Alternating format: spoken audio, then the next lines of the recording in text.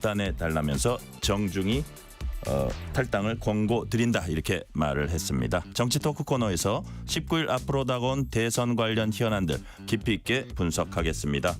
이어지는 인터뷰 코너에선 권기섭 경제사회노동위원회 위원장과 정년 연장 계속고용 의무화에 대해 깊이 있게 얘기 나눠봅니다. 뉴스레터 K 지금부터 시작합니다.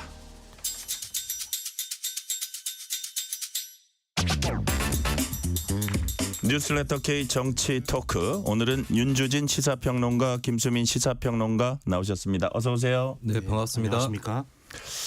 자, 오늘 어디서 표심 잡기에 나섰나 이렇게 봤더니 이재명 후보 이틀간의 보수 민심 잡기 했었는데 오늘은 지지 기반 호남을 찾았습니다. 이게 이제 경계 지역이 있죠. 경남 하동 화개장터, 전남 광양, 여수, 이순신 광양, 순천 갔다가 김대중 전 대통령 고향 목포로 마무리 짓는다고 하는데, 자, 영남 지역에 이은 호남 동선. 자, 김수민 평론가님, 어떤 의미가 있다고 보세요? 네, 일단 그 선거에서 외연을 확장하는 공식은 처음에 첫 번째 단계에서는 지지층을 먼저 결속시킨다라고 하는 것이 전통적 공식인데, 민주당 이재명 후보의 경우는 이번 선거운동은 영남 지역에서 출발을 했어요. 그거는 반대로 다른 지역에서는 강세가 확실하기 때문에 유일한 약세 지역에서 먼저 시작을 하겠다라고 하는 그런 조금 다른 발상으로 선거를 시작을 했는데, 다만 또 그렇다면 그 다음에는 사실 영남 옆에 바로 호남이 있는 것이고, 또 호남 지역 유세를 선거 뒤에 굳이 배치를 할 이유는 없는 거거든요. 그리고 호남에서는 오프라인에서도 딱 느껴지기에 이 후보 지지세가 클 거기 때문에 그것이 자칫하면 이제 타 지역에는 어느 정도 반작용이 있을 수 있는 이런 여지도 있습니다. 그렇다면 차라리 제일 앞으로 영남 지역 바로 다음으로 이제 호남 지역을 편성을 하는 것이 효율적이라고 판단을 했을 것이고, 마침 하는 김에 영남에서 호남 넘어갈 때 이제 화개장터도 들러서 동서 화합의 메시지를 낸다, 이런 전략이 깔려 있는 것으로 보입니다. 자, 질문 드린 김에 김수민 평론가께 하나 더 드려볼게요. 이게 호남 지역 민주당 확실한 전통적 지지 기반인데, 사회 재보궐선거 때 이제 담양군수죠. 담양군수 자리에 조국혁신당 후보 이제 뽑아주면서 전략적 선택을 했던 지역이기도 합니다. 네. 지금 이재명 후보에 대한 호남 민심, 이전에 어떤 문재인이라든지 이런 그 대선 후보들이 있었잖아요. 민주당에. 그 비교해서 어떻습니까? 일단 양적으로 봤을 때는 예전에 민주당 후보들이 득표했던 것과 비슷한 수준으로 하지 않을까 싶고, 2017년 대선 때 안철수 후보 정도 되는 그 정도의 표를 분할할 수 있는 후보가 현재 존재하지는 않거든요. 그리고 최근에 민주당 아닌 다른 정당의 후보가 호남 지역 선거에서 당선된 사례가 몇 군데 있었는데, 근데 그 당들도 보면은 조국혁신당이나 진보당이나 다 후보를 내지 않았고, 또 대선은 그 지역 선거랑은 다른 것 같아요. 지역 선거에서는 민주당도 좀 견제가 필요하고, 또 지역 사회로 올수록 중앙 정치는 봐줄만 하더라도 지역 정치에서는 고인물이다, 다른 당에도 기회를 줘야 된다, 이런 주민들이 꽤 있습니다만 이게 대선 국면이기 때문에 그런 분들도 대선에서는 민주당으로 표가 쏠릴 수밖에 없지 않은가 싶고, 다만 지지 강도에 대해서는 장담을 못할 것 같아요.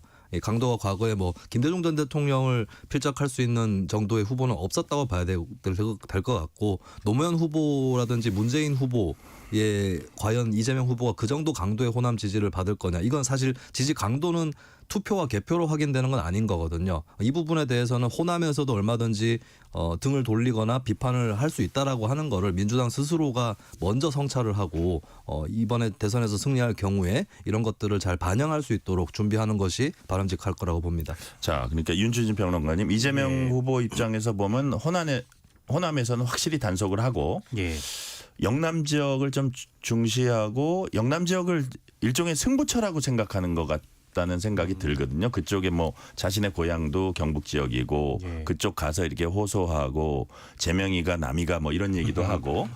자, 어떻게 보셨어요? 지금 전략 초반에, 선거운동 초반에 드러난 이재명 후보의 전략이랄까, 어떻게 평가하십니까? 그러니까 이재명 후보가 지금 현재 상당히 유리한 고지에 있는 것은 맞지만, 사실 윤석열 정부 3년 내내 어떻게 보면 아주 극심한 여야 갈등의 한가운데 있었고 그렇기 때문에 국민적으로 비토하는 그러니까 국민들 사이에서 이재명 후보에 대해서 거부감을 갖는 국민들도 적지 않은 이제 비율이 유지되고 있는 상황인데 네. 그렇다면 이재명 후보 입장에서는 본인이 만약에 대통령이 된다고 가정했을 때 얼마나 유의미한 득표차를 이 우리 선거 역사에서 다시 한번 남기느냐.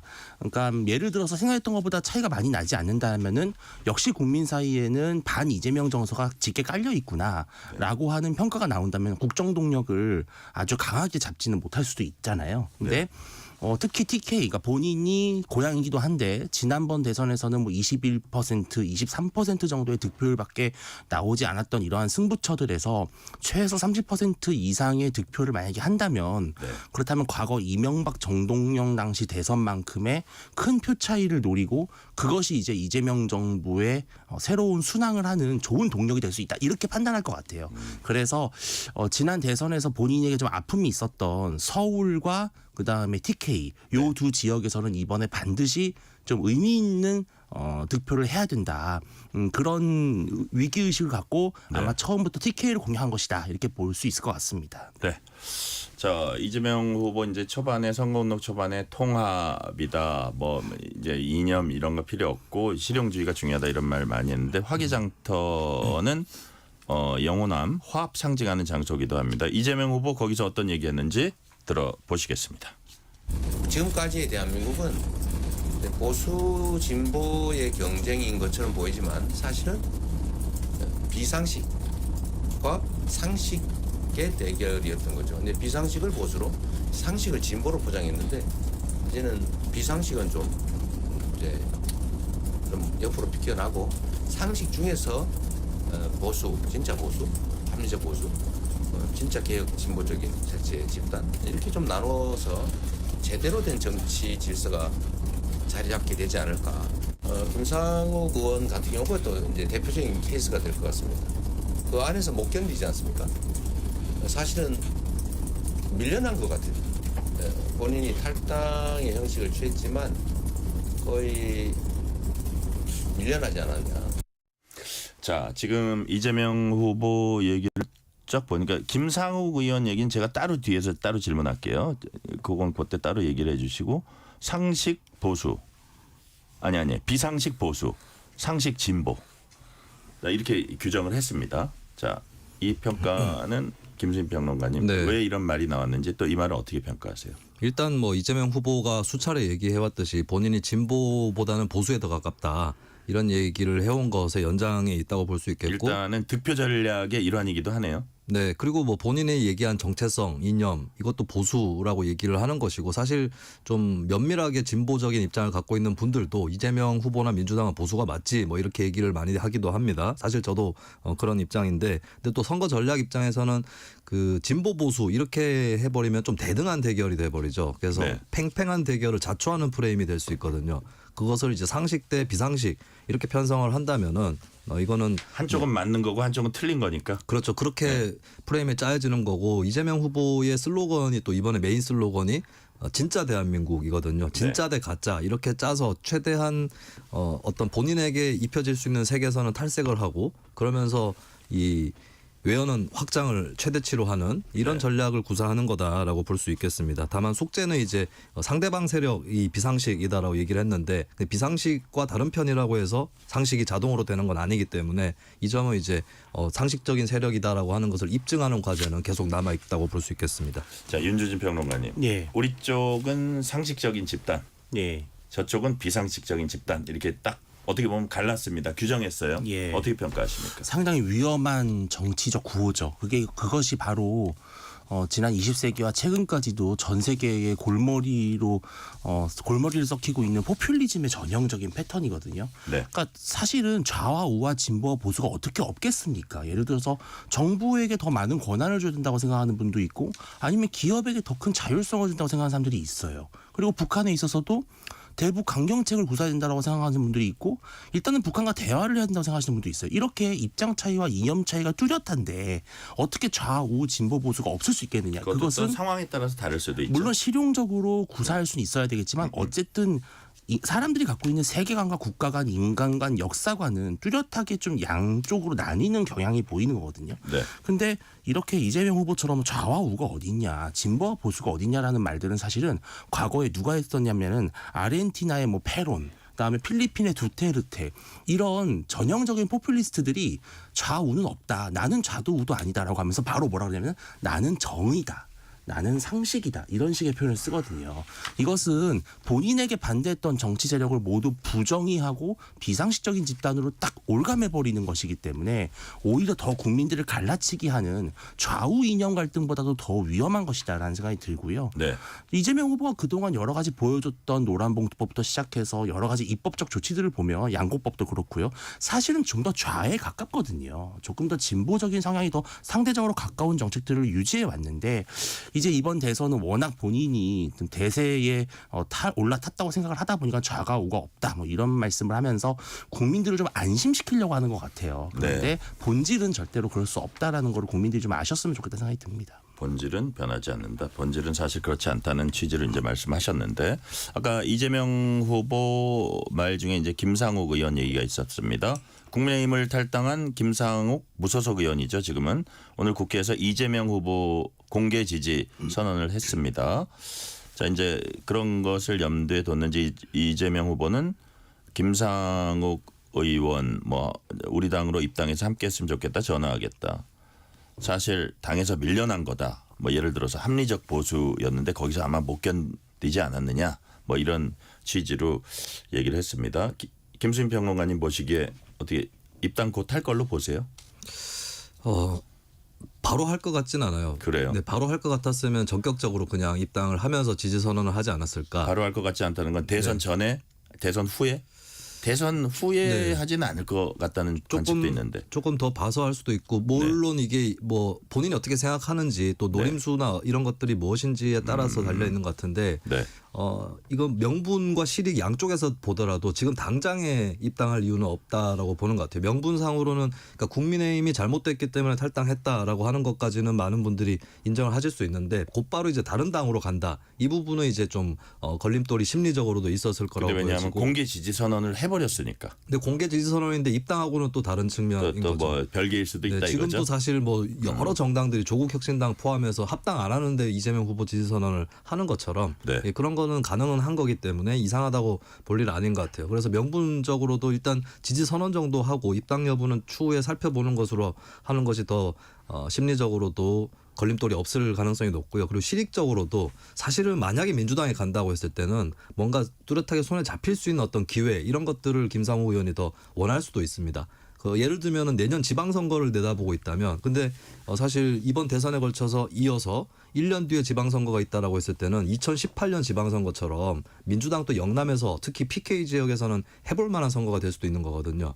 근데 만약에 그 선거에 김상욱 의원이 한번 도전장을 낼 생각이 있다. 민주당 당적으로. 그렇다면 그때는 또 입당을 할 수 있는 그런 여건이 되지 않을까. 근데 지금은 실익적으로도 뭔가 보장된 건 없기 때문에 명분 실익 두 양쪽으로 보더라도 당장에 입당하는 것은 유보를 하는 거라고 봅니다. 자, 내가 지금 이 얘기를 딱 듣다 보니까 윤주진 평론가님이 딱 일주일 전에 네. 세 글자로 했는데 저는 그걸 두 글자로 깃발만 꽂으면 뭐 이런 표현을 이제 쓰기도 했었는데 네. 뭐 어떤 예를 들어서 김상욱 의원이 국민의힘 있을 때 아 진짜 뭐 남들이 못하는 말을 한다 이렇게 이제 평가를 할 수도 있지만 아 저 정도 수준이면 해당 행위가 아닌가 뭐 이런 평가도 있고 뭐 예. 그러고 이제 결국은 당을 나갔습니다. 네. 뭐 지방선거 얘기도 하고 그랬지만 어쨌든 지금 저쪽에서 오케이 하면은 이게 입당할 수도 있는 그런 상황이에요. 이런 상황 어떻게 평가하세요? 그러니까 김상욱 의원이 탈당하고 이재명 후보에 대한 뭐 이재명 후보와 연락하고 싶다. 네. 뭐 그렇게 말씀하셨다가 이제는 지지까지 갔고 이게 이제 빌드업을 해나가는 것 같아요. 그러니까 너무 김상욱 의원의 민주당 행위 전격적으로 단번에 이루어지면은 네. 좀 흥미가 떨어지잖아요. 네. 근데 이렇게 계속 뭔가 마치 두 남녀가 처음 만남에서 결혼에 밀당하듯이? 이르기까지 예. 예, 뭐 그런 단계를 밟아가는 과정이고 이제 뭐 조만간에 어떤 우연한 방식으로 해서 이재명 후보를 만나겠죠. 그 만나서 서로 뭐 껴안는 장면을 좀 연출하고 네. 그 다음에 전격적으로 입당을 하는데 또 입당을 한 후에 이재명 후보가 김상호 의원에게 뭔가 되게 그럴듯한 또 선대위에 자리를 준다든지 예, 그런 식의 빌드업을 해나가면서 계속 어떻게 보면 적전분열을 꾀하는 그런 전략인데 사실은 국민의힘으로서는 아픈 모습이죠. 이러한 모습들을 볼 때마다 국민들은 어쨌든 이재명 후보가 외연확장에 상당히 공을 들이고 있고 네. 진영을 가리지 않고 인재를 수혈하려고 하는구나라는 노력으로 비춰질 것이기 때문에 국민의힘으로서는 분명히 아픈 대목이다 이렇게 봐야 될 것 같습니다. 네, 그 뭐 좀 관련되는 게 홍준표 전 시장과의 뭐 주고받는 얘기들 이런 건데 그 얘기가 조금 너무 늘어질 것 같아서 그거는 조금 나중에 제가 뒤에 같이 묶어서 질문을 드리고요. 자, 선거운동 초기에 영남 지역 지지 기반 달래기에 나섰던 김문수 후보는 오늘 서울에서 일정 진행했습니다. 중소기업인 협의회, 서울 지하철 시민 만나고 대한민국 교원조합 정책 제안서 전달식 뭐 이런 것들 소화를 했습니다. 자, 윤주진 평론가님 보시기에 지금 어떤 흐름, 어떤 테마로 지금 행보를 하고 있어요? 일단은 김문수 후보는 본인으로서 이재명 후보와 차별화를 할 수 있는 가장 중요한 포인트는 기업에 대한 규제 완화 부분인 것 같아요. 그러니까 이재명 후보는 어쨌든 본인이 우향우 우클릭을 한다고 하더라도 훨씬 더 강도 높은 상법 개정안을 추진하겠다라고 한다든지 네. 계속해서는 기업에 대해서는 조금 규제를 더 강화하는 쪽으로 흐름을 잡고 있기 때문에 이 부분에 있어서 중소기업이나 소상공인들에게 호소력이 있는 그런 규제 완화, 경제 자율화 정책에 대해서 좀 더 방점을 맞고 있고 네. 사실 그리고 이제 김문수 후보 같은 경우는 지금 이제 윤석열 대통령 나중에 얘기를 다루겠지만 뭐 여러 가지 윤 대통령의 탈당 문제라든지 좀 중앙에서 해결해야 될 복잡한 실타래들이 좀 있잖아요. 네네. 그런 상황들을 좀 고려한다면 지금 전국적으로 지역 광폭 행보를 하기보다는 조금 더 당내 결속을 다져야 되는 그런 정무적인 환경도 있는 것 같아요. 그래서 서울에 머물면서 또 여러 계층의 의견을 들으면서 당 내부의 분란이나 또 이러한 것들을 좀 해소하는데 좀 더 에너지를 초기에 투입하는 게 아닌가 네. 그렇게 또 진단이 됩니다. 예. 김수인 평론가님은 김문수 후보 행보 어떻게 평가하세요? 일단 사실 서울에서 선거운동을 시작하는 이 시점이 제대로 선거운동을 시작하는 것 같아요. 그러니까 영남 지역에 들렀던 거는 이거는 선거운동이라기보다는 경선의 연장이었다. 특히 영남 지역에서 쏟아낸 메시지나 이런 것들을 보면 굉장히 강성 보수층에게 좀 구애하는 여전히 그런 모습을 보이고 있고 그리고 굉장히 바람직하지 않은 메시지 전략인데 계속해서 연설을 하는데 확 찢어버리겠다 이 표현을 후보 본인 입으로 계속 하고 있는 거거든요. 이런 것들이 아직까지도 강성 그 지지층들 마음 잡는 데에 골몰한 것이 아닌가 이렇게 보여지고 사실 영남 지역의 전통 보수층도 타지에서 어느 정도로 평가를 잘 받고 있는지 여론이 타지에서 호전되고 있는지 이런 것들을 잘 봅니다. 바깥에서 성공해서 돌아온 자식이 더 예뻐 보이지 잘 안 될 때 와가지고 논 좀 팔아주세요, 소 좀 팔아주세요 이렇게 해서는 안 되는 거거든요. 그러니까 오히려 진작부터 서울 지역이라든지 중부권 쪽으로 좀 신경을 썼었어야 될 부분인데 워낙에 국민의힘 내부의 그 내홍 이런 것들이 거셌기 때문에 굉장히 뚜렷했기 때문에 결국에는 영남 지역에서 시간을 보내고 결국 서울로 온 것 같습니다. 네. 김문수 후보는 오늘 긴급 기자회견 열었습니다. 민주당의 사법부 압박을 강력히 비판하면서 이재명 후보를 겨냥을 했습니다. 김문수 후보 얘기 들어보시겠습니다. 2025년 지금 국회에서 벌어지고 있는 이 흉악한 범죄 행위야말로 대한민국 헌정사에 씻을 수 없는 악행으로 기록될 것입니다. 세계 역사상 이런 일은 없습니다. 사법부는 특정 정치 권력의 하수인이 아닙니다. 자유민주주의를 지키는 최후의 보루이며 사법부의 독립성과 중립성은 그 어떤 권력도 침해할 수 없습니다. 사법부를 탄압하는 정당은 민주주의를 말할 자격이 없습니다. 저와 우리 당은 이재명 방탄 독재를 저지하기 위해서 국민 여러분과 끝까지 투쟁하겠습니다. 감사합니다. 자, 김수인 평론가께 한번 여쭤볼게요. 이제 뭐 긴급 기자회견 어떻게 평가하시냐 제가 이렇게 물어볼 수도 있지만 민주당의 지금 사법부를 향한 공세 물론 이제 조희대 대법원장이 이거를 서둘러 가지고 빨리 판결한 데 대한 이거는 정치적 의도가 있다 이게 규정하고 거기에 따라서 이제 움직이는 거긴 하지만 뭐 예를 들어서 뭐 그 대법관 전원을 청문회장에 불러내서 왜 그렇게 판결 내렸냐 물어보는 문제 이것도 논란이 있을 수 있는데 뭐 특검 뭐 이거 메모드급 특검 추진하는 것도 논란이 있는데 거기에 그 수반해서 각종 법안들이 있잖아요. 네. 이재명 후보를 면소시킬 수 있는 법안이라든지 어쨌든 대통령이 되면 그냥 재판 멈추는 법안이라든지 법관을 100명까지 대법관을 100명까지 늘리는 법안. 심지어는 법 왜곡죄 그 판결이 잘못됐다는 걸 과연 누가 판단할지 모르지만 그런 죄까지 그런 그 아니 전방위적인 강공이 득표에 도움이 될까요? 일단 그러니까 왜 한다고 보세요? 그거를 정말로 너무나 이 사법부가 잘못됐기 때문에 이거 이렇게 다 해야 된다? 그게 아니고 이거는 정말 이재명 방탄 아니냐 이렇게 지적을 한다면 뭐라고 대답을 아니 해야 되죠? 목적은 저는 대선 전보다는 후에 있다고 보고요. 예. 대선은 사실 민주당 입장에서는 그리고 많은 국민들이 이미 거의 끝났다라고 보고 있거든요. 네. 그리고 대법원과 민주당의 갈등에서는 여론전에서는 민주당 쪽이 조금 더 우세하다 네. 이렇게 보여지는 게 있습니다. 아마 근데 이게 대선 끝나고 나서 각 재판부가 어떻게 그 관련 재판들을 정리를 할지 뭐 재판을 중단할지 지속될지 이런 부분들은 여전히 미지수인 거고 이런 네. 것들을 좀 더 압박을 가해서 정리하겠다라고 하는 게 목적이 아닌가 그렇게 보여지고 여론적으로는 아직 민주당 입장에서는 손해 볼 건 없다라고 판단을 하는 게 두 가지인 것 같은데 워낙에 이제 대법원 판결이 어쨌든 뭐 속도적으로 이례적이었기 때문에 여기에 대해서 좀 국민적 의구심이 없지는 않은 것이고 그리고 사실 국민의힘의 덕을 민주당이 많이 보고 있다고 보여지거든요. 그러니까 지금 사실 사법부에 대한 문제에서 국민들 의견을 좀 여론조사나 이런 걸로 보면 네. 이재명 대 김문수 여론 분포하고 사법부에 대한 그 민주당 압박에 대한 여론 분포가 좀 다르긴 다릅니다. 그래서 민주당 입장에서는 저는 이게 유리한 이슈는 아니라고 봐요. 이렇게 끌고 나가게 된다면. 근데 일단은 상쇄가 되는 것이 오늘처럼 김문수 후보가 민주당의 사법부를 압박한다고 비판을 하는 것이 민주당의 사법부 압박이 잘못됐다고 여기는 국민들 입장에서도 그렇다고 해서 김문수 후보나 국민의힘의 편을 들어주고 싶지는 않다는 게 분명히 강한 거거든요. 네. 아니 국민의힘만 봐도 계속해서 윤석열 전 대통령 탄핵 국면에서 헌법재판소 찾아가서 압박 넣고 심지어는 김문수 후보가 8대0 전원일치 파면 결정에 대해서 시진핑의 나라냐 무슨 이런 식으로 얘기를 하고 있어요. 그러면 국민의힘이 얘기하는 게 결국에 대법원의 어떤 사법적 독립을 위해서 민주당의 공격을 막아준다라기보다는 본인들이 유리한 결정에 대해서는 옹호하고 불리한 거에 대해서는 사법부를 때리고 이렇게 내로남불식으로 하고 있다라고 하는 인상만 주고 있기 때문에 네. 그러면 사실 민주당 입장에서는 국민의힘이 이렇게 할수록 그러니까 사실 윤 전 대통령 문제가 정리가 안 된 채로 대법원을 편들어주는 듯한 태도를 취하는 것이 민주당 입장에서는 손해가 전혀 아니게 되는 거죠. 자 윤준지 평론가님 예. 제가 한 두 사람의 워딩을 좀 소개를 할게요. 이재명 후보 민주주의 최후 보루가 사법부 또 사법부 최고 책임이 대법원.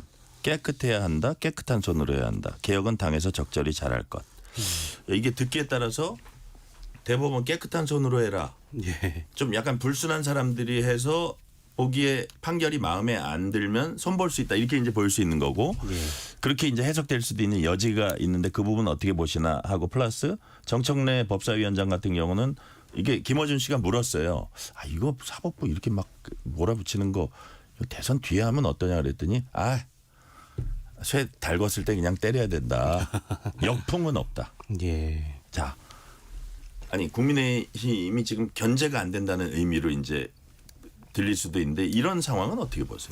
안타까운 부분인 게 이게 만약에 정상적인 대선으로 치러졌다면 이재명 후보의 이런 발언들 정말 대법원을 깨끗한 손, 그러니까 지금 현재는 뒤집어 말하면은 뭔가 더럽혀진 손이라는 이야기를 애둘러 말씀하신 거잖아요. 네. 그거는 상당히 사법부 자체를 정치적으로 오염시켜 버리는 것이고 본인에게 불리한 판단을 한 재판관은 더럽혀진 재판관이다라는 그 표현은 정말 대한민국 대통령이 되겠다는 분이 삼권분립의 이 의식과는 맞지 않는 부분이다. 또 정청래 의원 같은 경우에 그런 발언들은 사실은 지금 현재 자신들의 무소불위 권력을 거칠 게 없다라는 그 누구도 우리의 이 질주를 막을 수 없다라는 공공연한 발언인데요.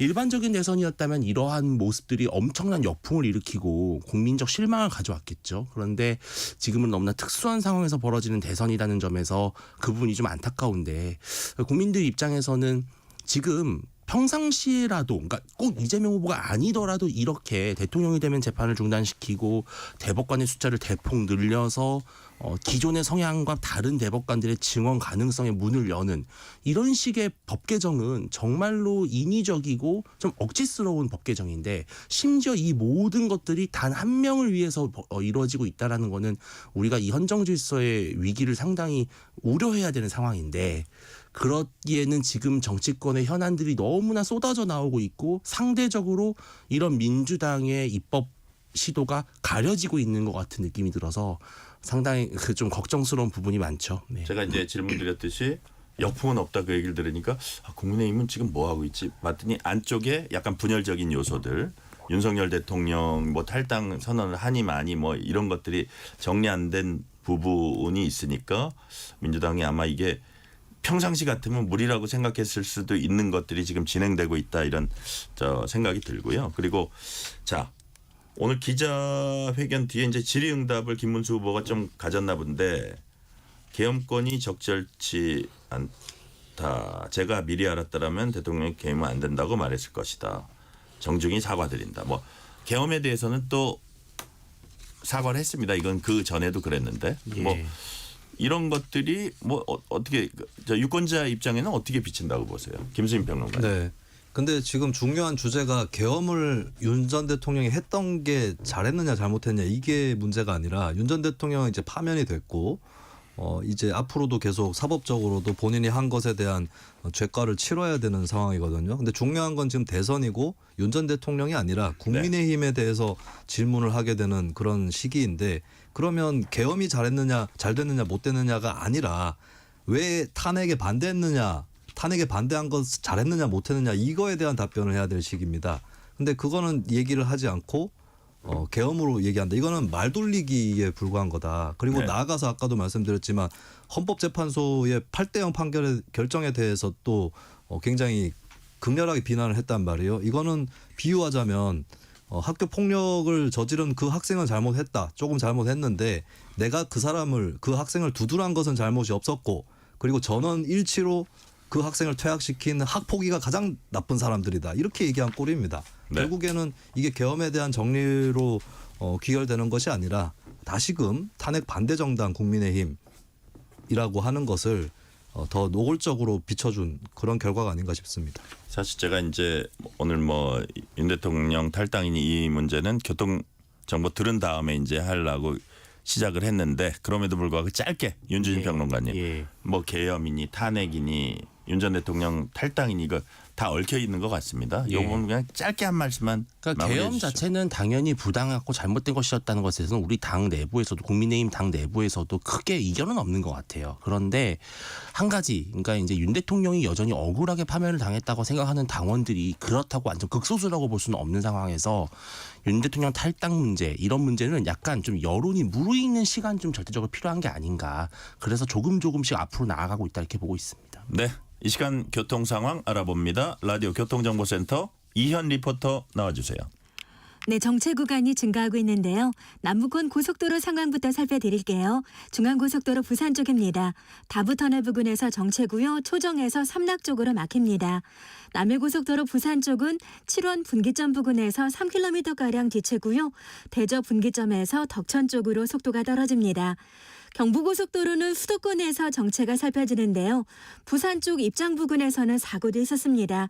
안성 휴게소에서 안성 쪽으로 정체 영향이 남아 있습니다. 서울 쪽 살펴보니까 안성 일대 지나기 불편합니다. 오산 부근에서 주춤하다가 수원 부근에서 뒤채고요. 양재 부근에서 반포 쪽으로 천천히 이동하고 있습니다. 서울시내 강변북로 구리 쪽으로는 한강대교 부근에서 사고 발생했습니다. 이 때문에 원효대교부터 영향을 받고 있고요. 사고 구간 지나서도 잠실대교까지는 쭉 불편하겠습니다. KBS 교통정보센터였습니다. 퇴근길, 당신과 함께 있는 세상 이야기. KBS 1라디오 뉴스레터 K. 문자 샵 9730, 짧은 문자 50원, 긴 문자 100원. 어플리케이션 콩은 무료. 유튜브 KBS 일라디오 계정 채팅창도 열려 있습니다.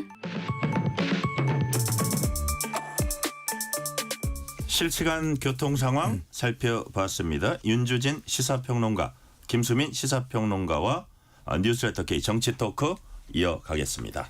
자, 우리가 교통 연결하기 전에 잠시 얘기했던 거 이제 이어갈게요. 그러니까 김문수 후보는 뭐 본인의 결단이 중요하다 이러면서 이게 막 강력하게 요구하지 못하는 모습을 봤는데, 윤주진 평론가님 말 따나 그게 탄핵에 대해서 부당하다고 생각되는 지지층 이런 분들을 그냥 바로 너무 갑자기 거두절미 무시하기가 힘든 그런 그 속내가 반영된 것 같은데, 그러다 보니까 오늘 비상대책위원장에 임명된 90년생인가요? 네. 김용태 비상대책위원장이 입을 열었습니다. 윤석열 전 대통령 탈당 공식 요청했습니다. 정중하게 탈당 권고드린다. 당과 대선 승리에 결단해 달라 했습니다. 일단은 뭐 김문수 후보 입으로 말하기가 쉽지 않은 상황이라고 판단했는지, 여하튼 비상대책위원장이면 당대표잖아요. 예. 오늘 뗐습니다. 김수민 평론가님 어떻게 보셨어요? 지금 이 흐름상으로는 네. 윤 전 대통령이 탈당을 안 하면은 국민의힘이 추가적인 타격을 또 크게 받을 것이고, 탈당을 해도 건질 게 없는 상황이 돼버린 것 같아요. 탈당을 해도 별로 임팩트가 없어 보인다. 네, 지금 뭐 전반적으로 요약하자면 국민의힘의 기준을 탈당해 주시면 안 될까요?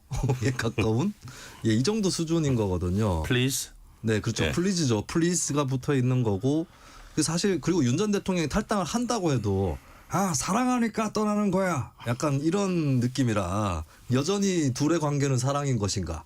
네, 이런 게 되고 만 거죠. 사실 그래서 이거는 그러니까 초기에 김수민 평론가님이 보시기에는 네. 하는 김에는 좀 매몰차게 하는 게 만약에 효과를 원한다면 네, 네. 그게 필요하다.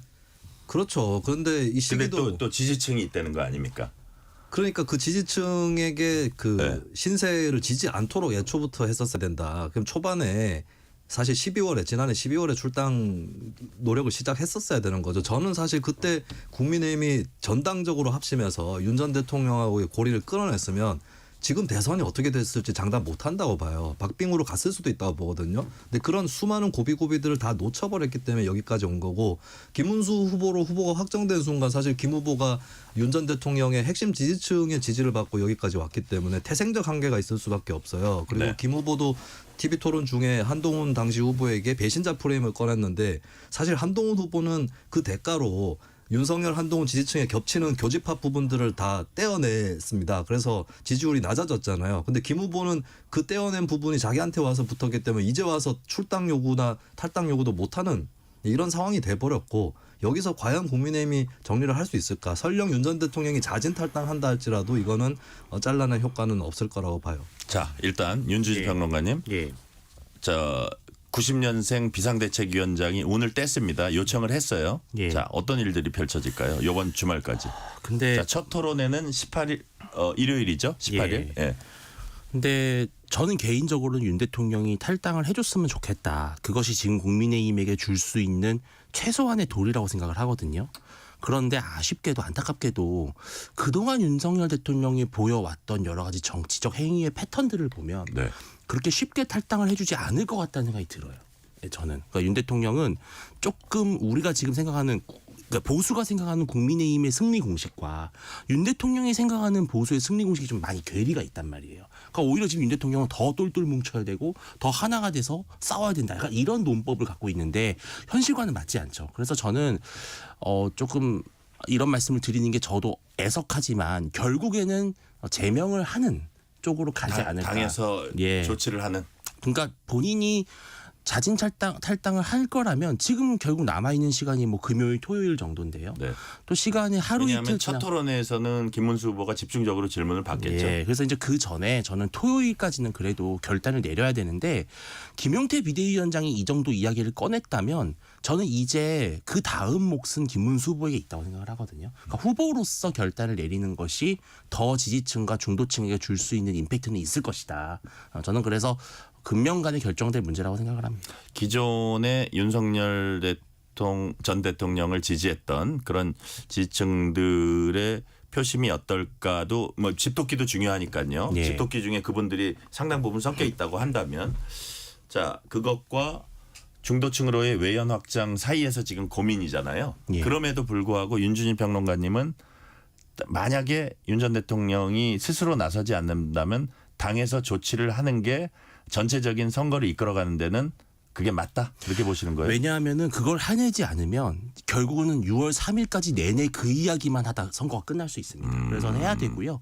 그리고 지금 지지층도 마음이 좀 많이 변했을 거라고 봐요. 한 며칠 동안 김문수가 그래도 어느 정도 시간을 벌었기 때문에 네. 처음에는 야 탈당은 너무 심한 거 아니야? 라고 했던 분들이 이제는 선거를 위해서는 어쩔 수 없는 측면이 있구나라고 조금씩 받아들일 것이고 네. 저는 그 분기점이 오늘 김용태 비대위원장의 이 발언을 통해서 어느 정도는 여유를 확보했다고 생각을 합니다. 그렇군요. 김수민 평론가님은 어떻게 그 출당 조치까지 결국은 나설 것이다 그렇게 보세요? 나설 개연성이 있다고 봐요. 지금 네네. 이 문제가 정리가 안 된 상황에서 하루 이틀 계속 눈덩이가 불어나듯이 커지고 있거든요. 그러면 좀 어느 시점에 가서는 모진 결심을 하게 될 수도 있다. 하지만 뭐 저는 제명 안 하는 것보다 하는 것이 올바르다라고 보지만 이 시기가 굉장히 늦어서 대선을 직전에 두고 하는 것이 효과는 그렇게 크게는 없을 거다 이렇게 봅니다. 네. 자 그리고 이 와중에 우리가 아까 뭐 계엄에 대해서 사과하고 뭐 그런 얘기 했었잖아요. 이 와중에 친한계 김종혁 전 최고위원이 라디오 프로그램에서 김문수 후보가 며칠 전 계엄 사과 발언을 한 이후에 윤석열 전 대통령이 전화 걸어서 뭔데 비상계엄에 대해서 사과를 하냐고 질책했다. 이런 주장을 했거든요. 네. 근데 조금 전에 국회 소통관에서 김재원 김문수 후보 비서실장이죠. 김재원 비서실장이 기자회견을 가졌습니다. 김문수 후보 확정 후 윤 전 대통령과 소통이 있었는데 윤 전 대통령이 계엄 사과 관련 발언했다. 사실이 아니고 엄정 대응하겠다 이렇게 얘기를 했다고 하네요. 그러니까 일단은 지금까지는 해프닝으로 보인다 이렇게 봐야 될 것 같아요. 자 이제 그런 얘기까지 이제 네. 나오고 있습니다. 이제 지인이는 더 확인을 해봐야 되지만 일단은 김재원 비서실장은 이거는 사실이 아니다라고 이렇게 얘기를 했고요. 자, 윤 전 대통령 탈당, 출당 공방이 벌어지는 상황에서 국민의힘은 최경환 전 경제부총리, 장해찬 전 청년최고위원 복당 의결을 했다고 합니다. 앞서서는 윤석열 전 대통령 변호인인 석동윤 변호사 선대위 합류를 했어요. 자, 뭐 여기에 대해서 당내 좀 비판 얘기가 있는 것 같은데 김수인 평론가님은 네. 이런 일련의 흐름은 어떻게 보세요?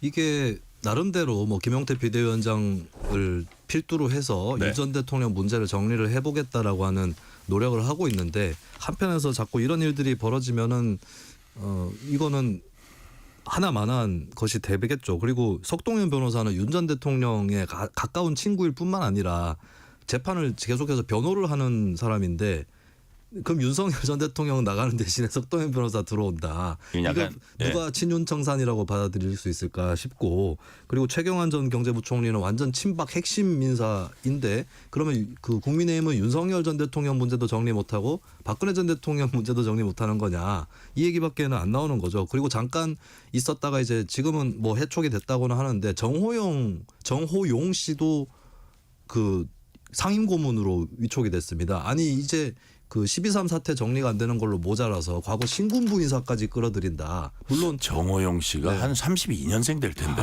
제가 그거 보고 야 이렇게 되면 뭐 박준병 씨, 장세동 씨 다 불려오겠다라고 하는 냉소가 나왔는데 거기가 물론, 아마 네.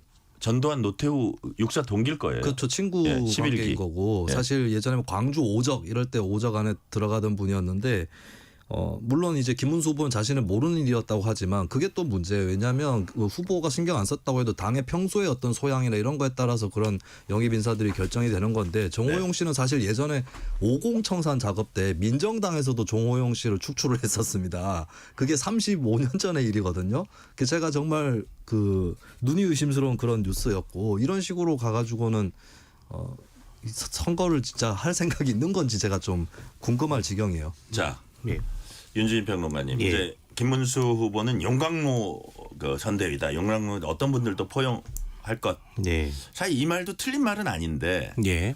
요런 개개 어떤 인사들 이런 인사들을 사실 다 걸러내긴 쉽지는 않지만 그래도 회자 될 수 있고 약간 상징적인 사람들 이런 거는 표심에 영향을 줄 수 있는 거 아닙니까? 물론 어떻게 이제 보세요? 선거 과정에서는 이런 해프닝들이 많이 일어나죠, 실제로. 예. 그거는 뭐 과거에 민주당도 마찬가지였을 텐데 좀 조심스럽지 못하다는 부분은. 근데 용광로 말씀을 하시는데 우리가 이제 보통 제철소에 가서 큰 고로에 쇳물이 들어갈 때 보면 사실은 가장 신경 써서 하는 것이 뭐냐 하면은 절대로 불순물이 들어가면 안 된다라는 거예요. 그게 들어가는 순간 고로는 멈춥니다. 제가 뭐 특정 인물을 그렇게 비유하는 것이 조금 적절치 않을 수 있겠지만 적어도 이번 선거에 있어서는 저는 최경환 전 장관이나 장례찬 최고 정도는 괜찮다고 생각해요. 그거는 분명히 또 보수 내부의 결집을 유도할 수 있는 부분이 있고 장례찬 최고 같은 경우는 솔직히 말씀드리면 20대 때 어렸을 때 했었던 발언으로 결국은 공천을 못 받는 아주 크나큰 피해를 입었잖아요. 그러니까 그 정도의 저는 징계는 받았다고 생각을 하거든요. 근데 정말 정호영 장관은 전 진짜 해프닝 실수였던 것 같아요. 이건 정말 어떤 외곽에서 밀고 들어오면서 그냥 끼워 넣기로 약간 들어온 느낌이었다는 생각이 드는데 문제는 석동현 변호사죠. 그러니까 이거는 정말로 지금 안 그래도 김문수 후보를 중심으로 정광훈당이라고 하는 그런 아주 골아픈 프레임에 지금 국민의힘이 직면해 있는데 여기서 지난 총선 바로 불과 1년 전에 자유통일당 비례 2번을 받고 출마했던 석동현 변호사가 이렇게 들어와 버리면 국민들 특히 중도층 내부에서의 국민의힘에 대한 우려가 커질 수밖에 없거든요. 그래서 이런 부분들은 좀 과감하게 잘라내야 되고 지금이라도 저는 석동현 변호사 영입은 취소해야 된다. 그렇게 평가하고 있습니다. 자, 이준석 후보 오늘도 학식 먹자 프로젝트 이어가면서 뭐 젊은층 겨냥 행보 이어갔고요. 자, 이제 국민의힘 입장에서는 아직도 이준석 후보와의 단일화 이거 어떤 생각을 하고 있는 것 같은데 이준석 후보는 아니 단호하게 이건 0%다 이렇게 얘기를 하고 있습니다. 근데 이런 가운데 뭐 선대위원장에 합류한 이정현 선대위원장이 이준석 전 대표에 대한 공식 사과와 징계 취소, 복권 제안을 했습니다. 자, 윤주진 평론가님, 예. 이게 만약에 이렇게 한다고 했을 때 예. 단일화에 도움이 될까요? 이준석 후보가 단일화에 대해서는 조금 완고한 의지를 가진 것 같아요. 그러니까 안 한다라는 네, 쪽으로 네. 갖고 있는 것 같고. 그러니까 국민의힘과 하면은 자신의 앞으로의 정치적 행보에도 약간 좋지 않다 이런 생각을 하는 것 같지 않습니까? 예, 그리고 이러한 조치가 국민의힘은 뭐 국민의힘 나름대로 어쩔 수 없는 부분이겠지만 네. 오히려 이준석 후보는 더 불쾌하게 반응할 수 있는 부분도 있는 것 같아요. 근데 지금 현실적으로 최근에 어떤 이야기가 나오냐면은 네. 이준석 후보의 지지율이 그렇다고 아주 유의미한 상승세를 보이면서 국민의힘을 위협할 정도냐? 또 그렇지가 못하고 네. 있어요. 그러니까 지금 박스권에 갇혀 있는데 그래서 지금 이준석 후보가 과연 이번 대선을 완주할 수 있을 것인가라는 회의론은 좀 나오고 있거든요. 비용 문제라든지 조직 문제에 있어서. 그래서 이준석 후보가 중도 하차를 하는 경우는 저는 배제할 수 없다. 그러나 전격적인 단일화까지는 지금은 좀 기대하기는 어려운 국면 아닌가 싶습니다. 네. 이제 마지막 주제. 홍준표 전 시장입니다. 정계 은퇴한다고 해놓고 계속 글을 올리고 있어요. 지금 미국 가서도 계속 글을 올리고 있습니다. 자, 뭐 정내미가 떨어졌다, 뭐 이렇게 탈당한 상황이고 이른바 쌍권 권영세 권성동 두 분이 이제 비난하고 쭉 하다가 오구 약간 젠틀맨이란 별명이 있는 권영세 위원장까지 타고난 인성 어쩔 수 없다 이런 막 공방이 오고 가다가 오늘은 또 30년 전에 노무현 전 대통령 권유 따라 민주당에 갔다면 뭐 좋았을 걸 뭐 이런 취지로 또 얘기하고 근데 이 와중에 며칠 전에 이제 이재명 후보가 이른바 러브콜에 가까운 그런 메시지를 올렸었거든요. 그래서 알고 보니까 최소한 2번 통화는 했다. 자, 제일 잘하실 것 같아요. 우리 김수인 평론가님이 네, 다시. 항상 저 홍준표 전 시장 이 머릿속에 들어가 계시니까 지금 무슨 생각을 하고 있는 겁니까? 홍준표 시장은. 그냥 화가 많이 났어요. 이재명 내가 없으니까 당이 베베 꼬이잖아. 사람들이 제일 궁금해하는 건 이재명 후보하고 손을 잡을까? 그건 내 맘이. 아직 몰라요, 그럼? 근데 네. 잡을 생각이 없다 할지라도 네. 만약에 국민의힘에서 누가 홍 선배님 왜 그러십니까? 진짜 이재명 후보랑 손 잡을 거예요? 이렇게 물어보면 예, 뭐라고 대답해요? 안 한다 할지라도 네. 속으로는 그건 내 맘이야.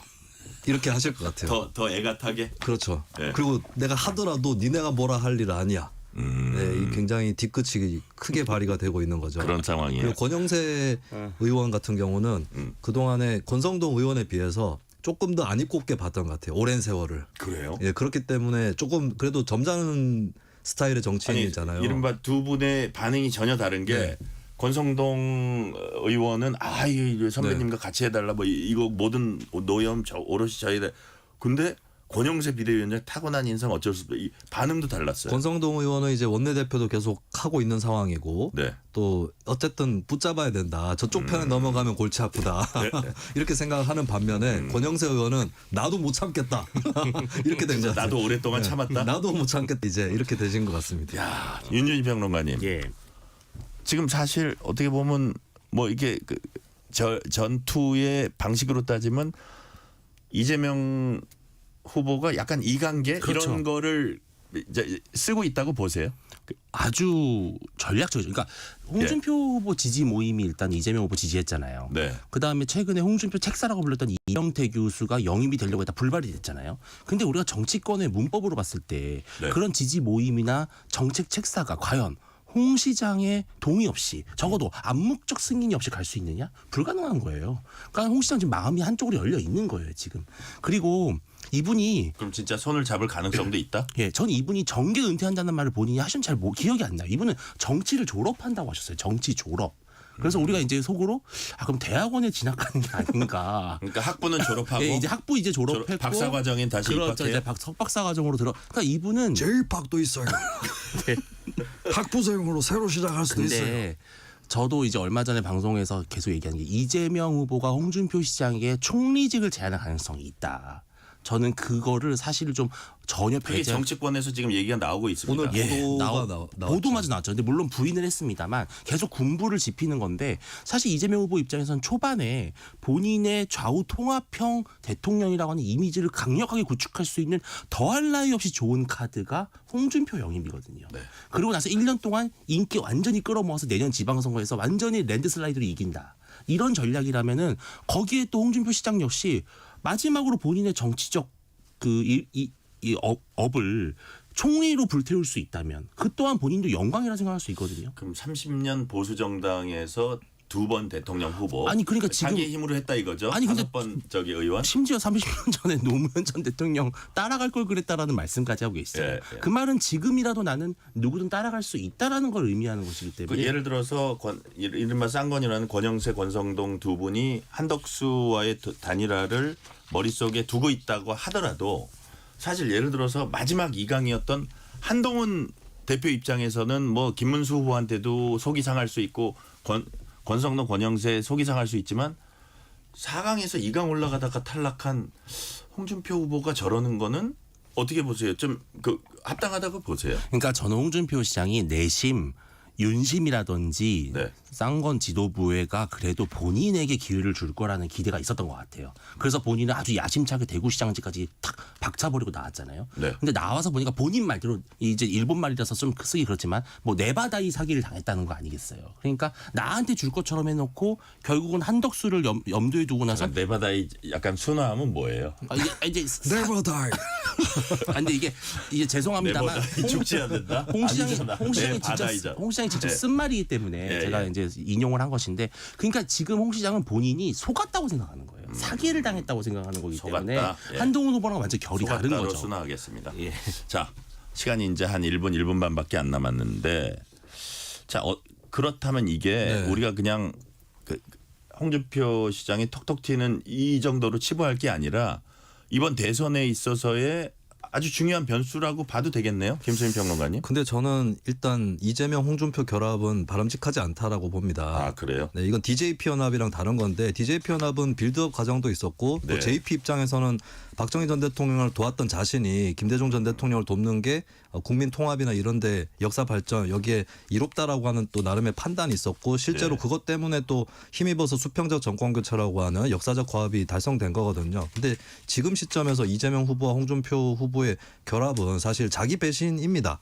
홍준표 후보도 평소에 SNS에 이재명 후보를 상대로 가리켜가지고 범죄자라는 표현을 자주 써왔고 예. 그리고 이재명 후보와 민주당 또 내란 종식 얘기를 그렇게 반년 동안 했는데 내란을 옹호하고 탄핵에 반대했던 정치인을 네. 영입한다. 이거는 바람직하지 않죠. 그래서 이거는 그냥 대화 정도로 끝낼 일이지 실제로 정치적으로 결합하는 것은 이거는 한국 정치를 교란하는 것이다라고 봅니다. 자, 이제 대화 이 정도 대화에서 오고 가다가 서로의 약간 정치적 이득을 위한 약간의 바람은 지금 조금 존재할지 모르지만 실행되는 것은 한국 정치의 미래를 위해서도 바람직하지 않다. 네, 다른 편인 상태에서 덕담 정도 나누는 것 그 이상이 가면 돼서는 안 된다고 봅니다. 네.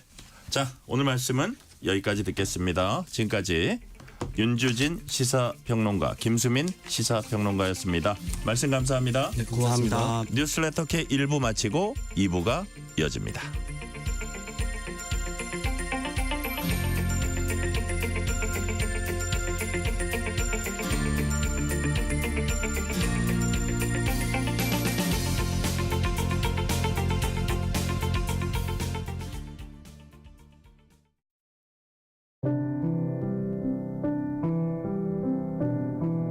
KBS 라디오 연중기획 희망충전 대한민국 638번째 이야기.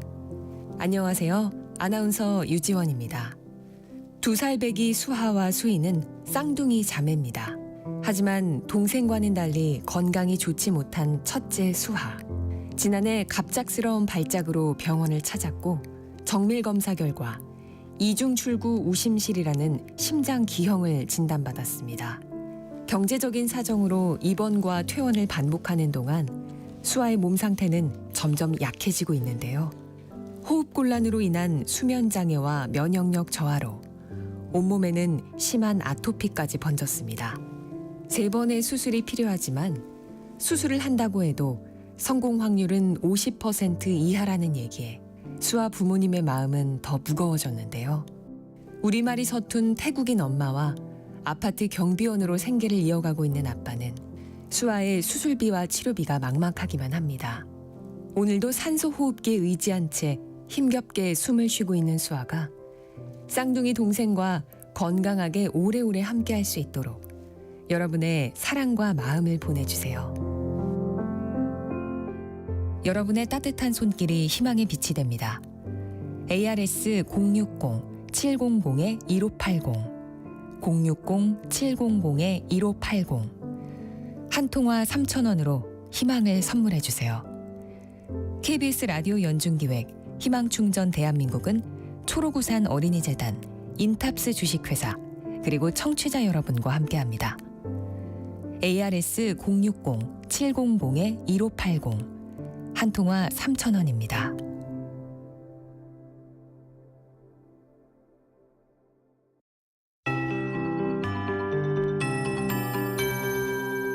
KBS 58분 날씨. 내일은 남쪽으로 저기압이 통과하면서 남부와 제주 중심으로 비가 내리겠습니다. 특히 남해안으로는 최대 80mm, 제주는 산지 쪽 최대 150mm 안팎의 강하고도 많은 비가 집중되겠습니다. 그 밖에 남부지방 5에서 40, 중부지방 5mm 미만의 비가 뿌려지겠는데요. 특히 중부 내륙의 경우는 내일 오후에 대기 불안정이 심해집니다. 낮 기온이 상승하면서 소나기가 내리는 곳이 많겠습니다. 소나기 양은 5에서 20mm 정도 되겠고요. 비나 소나기 내리는 곳에서는 천둥, 번개, 돌풍 예상되고 중부의 경우는 쌀아구박이 떨어지는 곳도 있겠습니다. 안전사고에 유의하셔야겠습니다. 특히 남해안과 제주에는 비바람 피해 입지 않도록 각별히 대비하셔야겠습니다. 오늘 강원도에 바람이 강한데요. 내일은 제주 중심으로 바람이 강해지겠습니다. 내일 아침 기온은 서울 16도 등 14도에서 19도 분포, 낮 최고 기온은 서울 24도 등 19에서 26도 분포로 중부지방의 기온이 오르겠습니다. 모레 오후에는 중북부 지방으로 북쪽을 지나는 기압골 영향으로 비 예보가 있습니다. 이날 매우 짙은 안개 낄 것으로 예상되고 있습니다. 대부분 해상에 안개가 짙습니다. 이 안개가 유입되면서 내일 새벽에도 안개 끼는 곳이 상당히 많겠습니다. 지금 서울의 기온은 21.2도입니다. 강혜정입니다.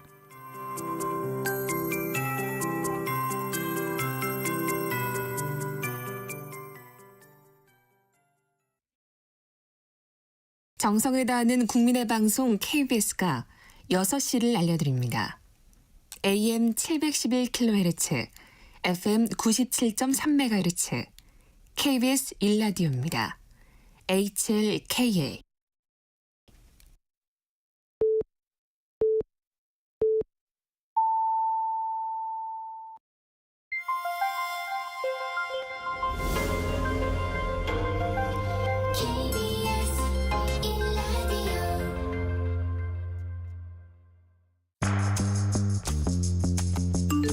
여러분은 지금 퇴근길 시사편지 한 장 KBS 1라디오 뉴스레터 K를 듣고 계십니다.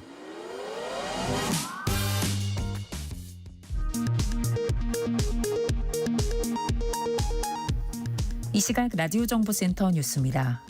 더불어민주당 이재명 대선 후보는 오늘 영호남이 만나는 화개장터에서 동서화합을 강조한 데 이어 호남권 유세에 집중했습니다. 대통령은 지배자가 아니라 일꾼이라고 강조했습니다. 국민의힘 김문수 대선 후보가 윤석열 전 대통령의 탈당 문제는 대통령께서 판단할 문제라고 선을 그었지만 국민의힘 김용태 비상대책위원장은 윤 전 대통령에게 탈당을 공개 요청했습니다. 개혁신당 이준석 후보는 수도권에서 교육계와 잇따라 만나며 표심 공략에 나섰습니다. 국민의힘 중앙선대위가 5.18 민주화운동 진압을 지휘한 정호용 전 국방부 장관을 상임고문으로 위촉했다가 논란이 일자 취소했습니다. 5.18 행사위원회가 김문수 후보 측의 5.18 전야제 참석에 반대하는 등 파문이 이어지고 있습니다. 윤석열 전 대통령의 내란 혐의 사건 재판장인 지귀현 서울중앙지법 부장판사가 유흥주점에서 접대를 받았다는 의혹에 대해 서울중앙지법이 진위 여부가 확인되지도 않았다며 입장을 밝힐 만한 내용이 없다고 밝혔습니다. 민주당은 제 식구 감싸기라며 비판했고 시민단체는 집판사를 공수처에 고발했습니다. 세종대왕 나신날 첫 기념일 행사장의 대형 비디오월에 일본 신사 형태 건물의 영상이 공개돼 시민들의 항의가 잇따랐습니다. 정부는 영상 송출업체가 리허설 중 테스트 영상을 송출했다고 해명했습니다. 지금까지 라디오 정보센터 뉴스 편유희였습니다.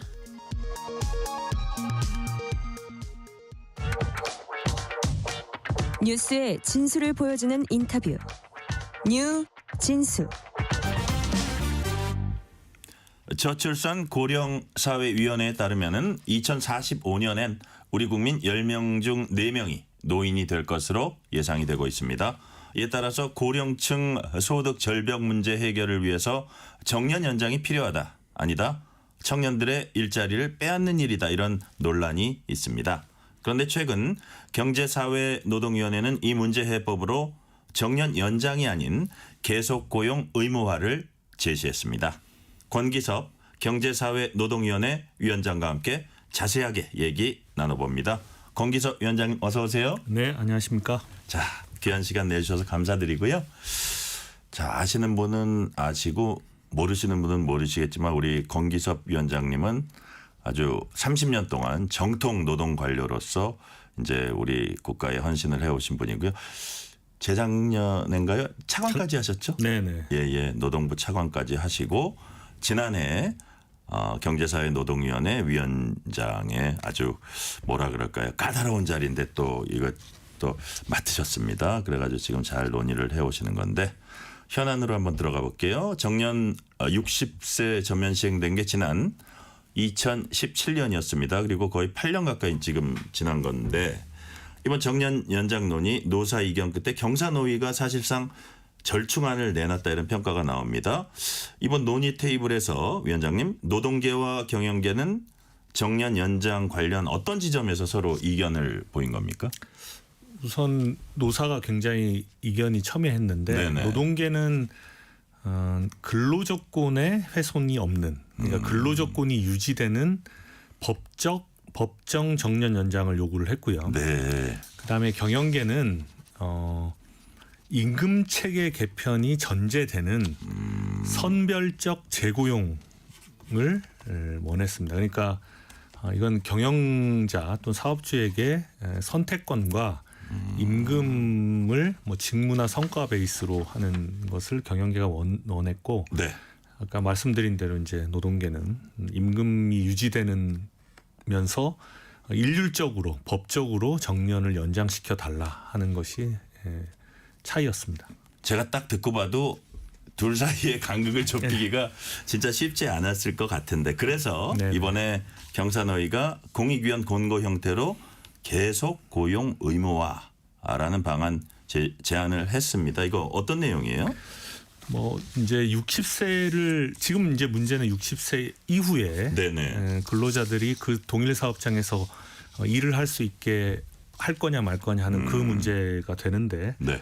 60세 이후 근로자 희망하는 근로자에 대해서는 계속 고용 기회를 부여하도록 일단 사업주에게 의무를 부여하는 제도가 계속 고용 의무화 제도라고 볼 수가 있습니다. 네. 다만 근로계약을 새로 체결하도록 그러니까 새로운 근로계약 체결을 통해서 60세 이후의 근로자들을 계속 고용 기회를 주는 것이기 때문에 네.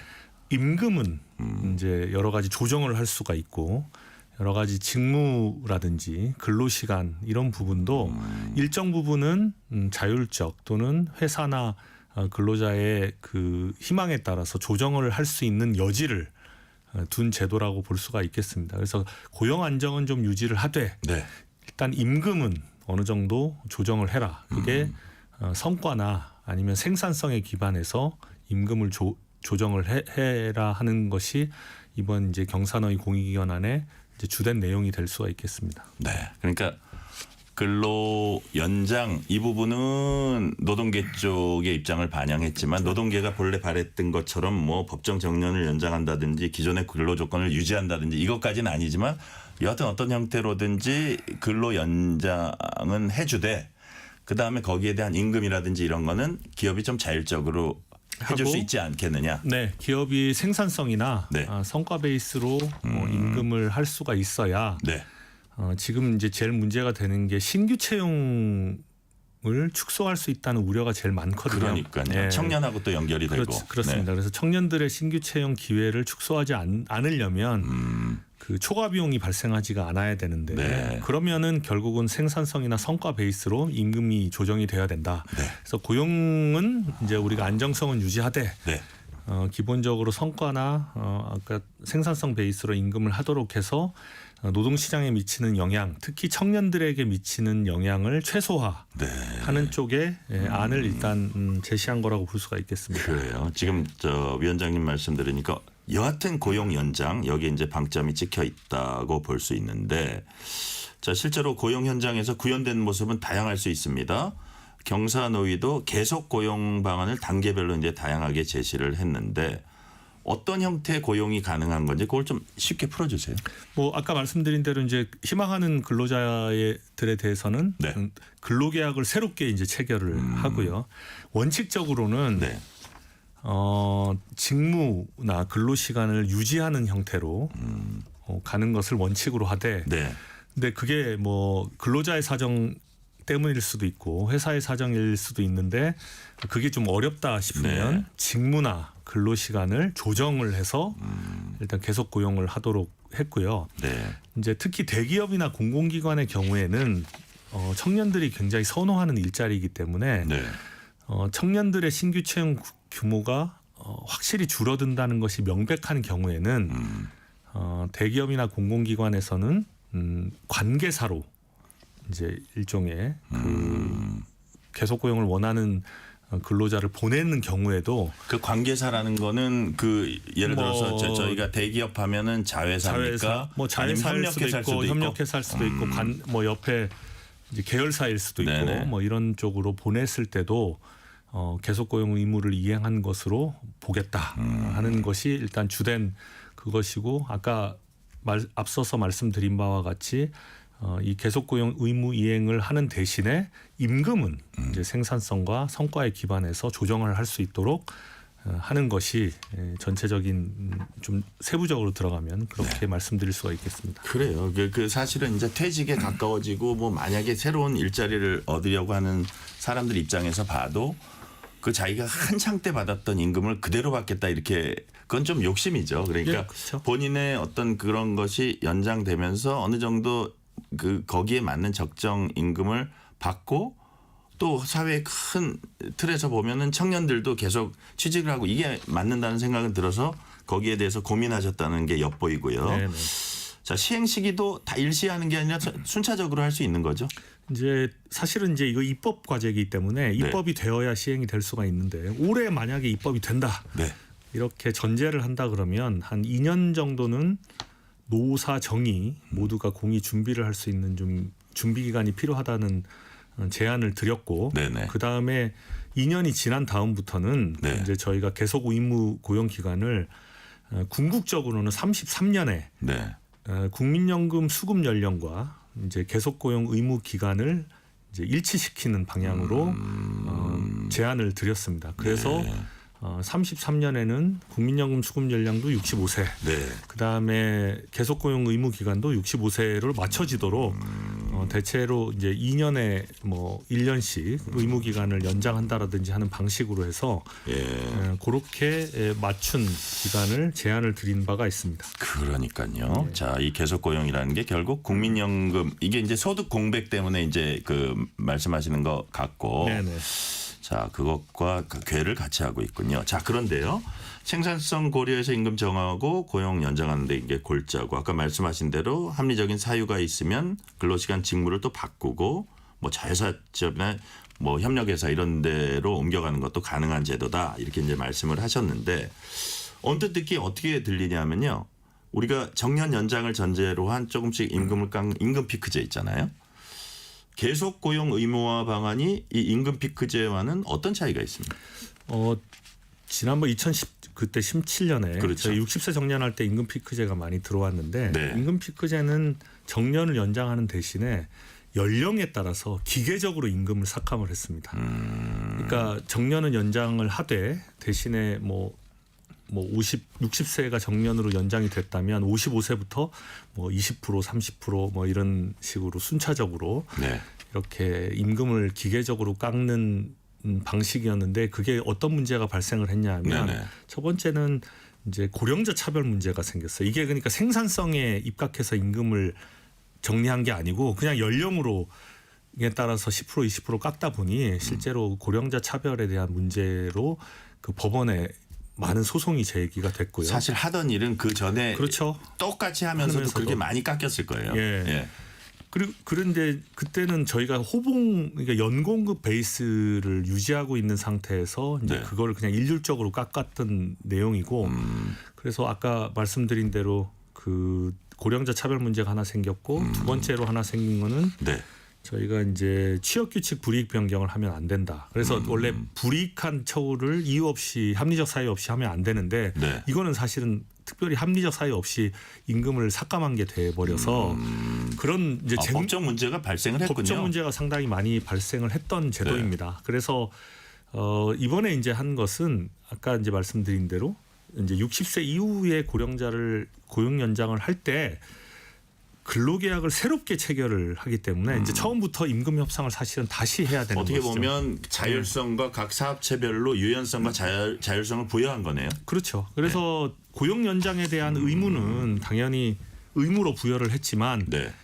임금에 대한 부분이나 이제 아까 근로조건에 대한 부분은 이제 자율적으로 협의를 해서 이러한 법적 문제를 좀 벗어나게 한 것이죠. 왜냐하면은 자율적으로 저희가 임금 협상을 하게 되면 이건 네. 당연히 서로 간에 협의를 한 것이기 때문에 그거는 아까 말씀드린 대로 그냥 사업주가 일률적으로 깎아버렸단 말이에요. 근데 이거는 서로 협상을 통해서 이제 임금을 정하기 때문에 그리고 또 저희 권고사항에는 생산성이나 성과 베이스로 하라고 했기 때문에 이제 차별이나 아까처럼 임금 취업규칙 불이익 변경이나 하는 법적인 문제를 일단 해소하거나 거기에는 해당되지 않는 이제 상황이 오는 것이죠. 그래서 그게 좀 다릅니다. 그래서 여기서 가장 중요한 핵심이 이제 새롭게 근로계약을 체결한다는 게 아주 중요한 의미입니다. 아까 저희가 법정 정년 연장은 법으로 그냥 종료가 되는 시점을 일률적으로 그냥 법의 효과로 부여를 한 것이지만 여기는 60세 이후에는 새롭게 고용 계약을 체결한다, 근로계약을 체결한다는 것이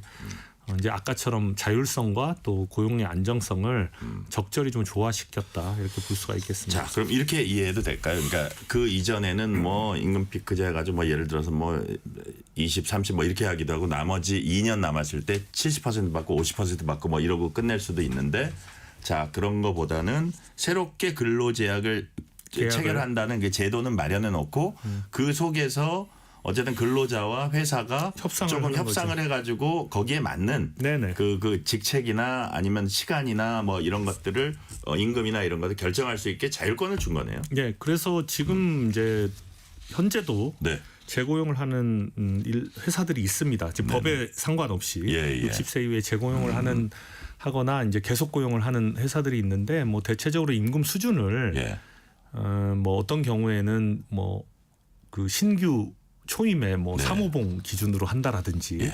이렇게 서로의 상황을 보고 합리적인 수준에서 결정을 하는 것이죠. 예전에는 그냥 연공급으로 가게 되면 60세 이후에는 계속 이제 호봉이 올라가는 네. 시스템이 되지 않습니까? 우리가 정년의 문제가 아까 법적 정년의 문제가 가장 큰 게 그건데 이제 그렇게 되면 이제 기업들이 도저히 비용 부담을 할 수가 없는 상황이니까 지금은 그냥 일한 만큼에 따라서 하는 것이니까 이제 근로자들은 고용의 기회를 얻는 대신에 임금의 수준을 조금 포기하는 셈이 되는 것이고 이제 근로자 그 사업주 입장에서는 일단 적정한 임금으로 뭐 숙련된 인력을 계속적으로 고용할 수 있는 또 장점이 생기는 것이니까. 예. 예. 자, 제가 이거 사실 준비한 질문은 아닌데 갑자기 생각나서 네. 저기 저 위원장님한테 한번 여쭤볼게요. 예를 들어서 정년 제도는 지금도 있는 거잖아요. 네, 대한민국에. 그렇습니다. 근데 회사의 특성에 따라서 그 정년이 유명무실한 회사도 있을 거고 네네. 예를 들어서 막 잘 나가는 회사들 중에 뭐 임원이 되면 막 50세에도 나오는 거고 그거는 그 어떤 특징이 있는 거고요. 그리고 꼭 임원이 아니더라도 정년이 지켜지는 회사도 있지만 안 지켜지는 회사가 있어도 법적으로 어떻게 강제하기 어려운 부분이 있을 것 같은데 이 제도도 마찬가지로 이렇게 법적으로는 원칙을 세워놓지만 결국은 회사에게 맡기는 형태 아닙니까? 이게 뭐 사실 법적 정년을 부여한다고 해도 네. 계속 고용 의무를 부여하든 네. 말씀하신 대로 이제 처벌 규정을 두거나 그 강제로 이 의무 이행을 강제하는 특별한 규정을 두지 않으면 사실은 법의 의무 사항이긴 하지만 아까 말씀하신 그렇죠. 대로 뭐 처벌을 받지 않으면 뭐 체불이나 이런 거하고는 다른 것 같아요. 다른 문제죠. 그죠? 형사 처벌을 하거나 하는 것은 네. 지난번 60세 때도 두지는 않았고 해외에서도 사실은 처벌을 두지 않는 경우 대체로는 두지 않는 입법 사항이어도 어떻게 보면 권고 입법에 가까운 거네요. 뭐 권고 사항에 가깝다고 볼 수는 있겠지만 네.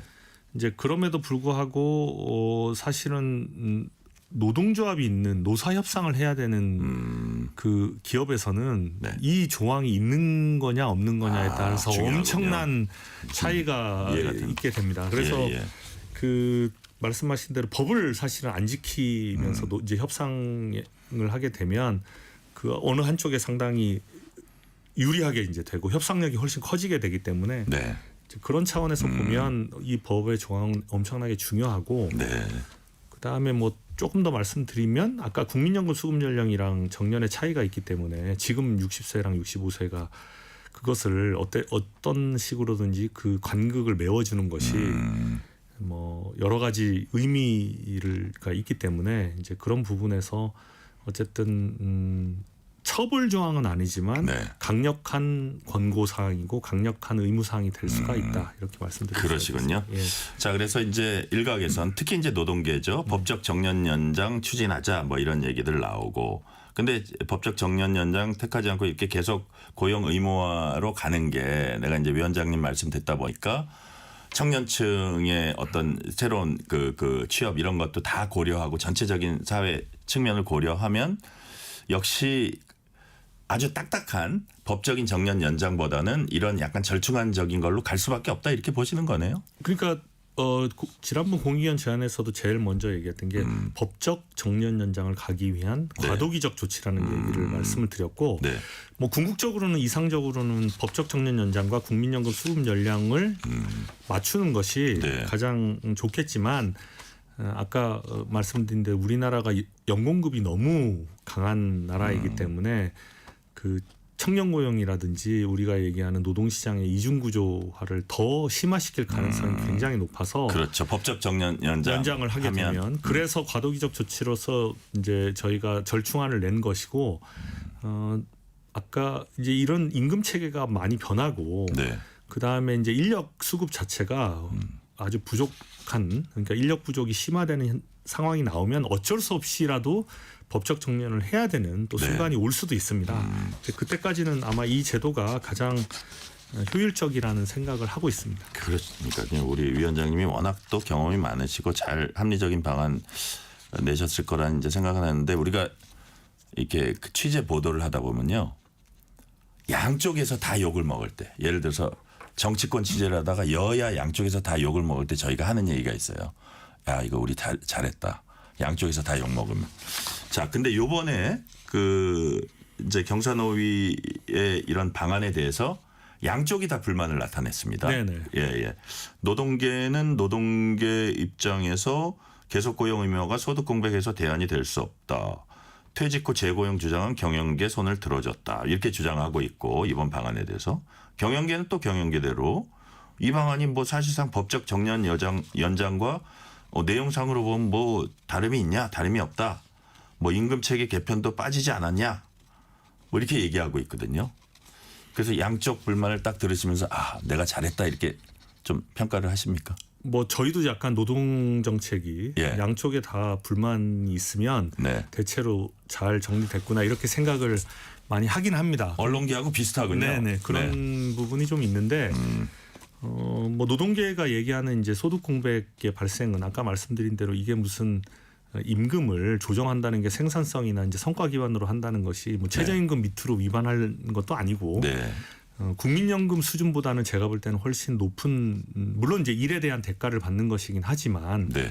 기본적으로 받을 수 있는 임금의 수준이라는 것이 지금보다 뭐 엄청나게 뭐 절반이나 뭐 절반 이하로 떨어지거나 이런 것은 아니기 때문에 충분히 뭐 생활하거나 그 다음에 일의 보람을 느낄 수 있는 정도는 제가 볼 땐 될 수 있다는 생각을 하고요. 네. 그 다음에 또 너무 이제 떨어지게 되면 아까 고령자 차별 문제도 생기고 여러 가지 또 다른 법적인 문제가 생기기 때문에 사용주도 그렇게까지 할 수는 없다고 저는 봅니다. 그러니까요. 예. 그다음에 경영계가 얘기하는 임금 체계 개편에 대한 좀 불만이 있긴 한데 이 고령자 계속 고용 문제라든지 정년 연장 문제를 가지고 우리 사회가 갖고 있는 연공급제를 일거에 다 바꿀 수는 없다는 생각을 합니다. 이거 하나를 한다고 도입을 해서 모든 문제들을 다 일거에 해결하려고 하는 것은 되게 어려운 일이다. 임금 체계 개편은 당연히 해야 되고 지금 사실은 이 고령자 계속 고용 문제뿐만 아니라 우리 노동시장의 문제 또 저기 최근에 뭐 트럼프 관세라든지 중국과의 경쟁 문제 때문에라도 임금 체계 자체는 연공급을 좀 완화하긴 해야 되는데 아마 일거에는 해결되지는 않겠지만 이번에 고령자 계속 고용에서 우리가 생산성 기반으로 임금을 합의하는 전통이 생기면 그것이 전반적인 임금 체계 개편에 물꼬를 좀 터줄 거라는 저는 생각을 하고 있습니다. 그래서 뭐 첫술에 배부를 수는 없지만 그래도 또 이것이 어떤 노동시장의 어떤 개선의 계기가 되지 않을까 그렇게 생각을 합니다. 자 이게 사실 뭐 노동계든 경영대든 겉으로 이렇게 내는 입장을 이렇게 내기는 해도 속으로 뭐 현실을 생각은 하고 있을 거예요. 그러면서 이제 겉으로는 또 입장을 내는 거라는 생각이 드는데 자, 이 계속 고용 의무화 지금 뭐 최선이 아니더라도 지금 상황에서의 뭐 차선 정도는 되지 않느냐는 취지로 말씀하셨는데 자, 이 계속 고용 의무화 이제 시행되는 장소는 개별 사업체입니다. 각 사업장에서 이게 제대로 시행되기 위해서는 어떤 게 좀 필요하다고 보세요?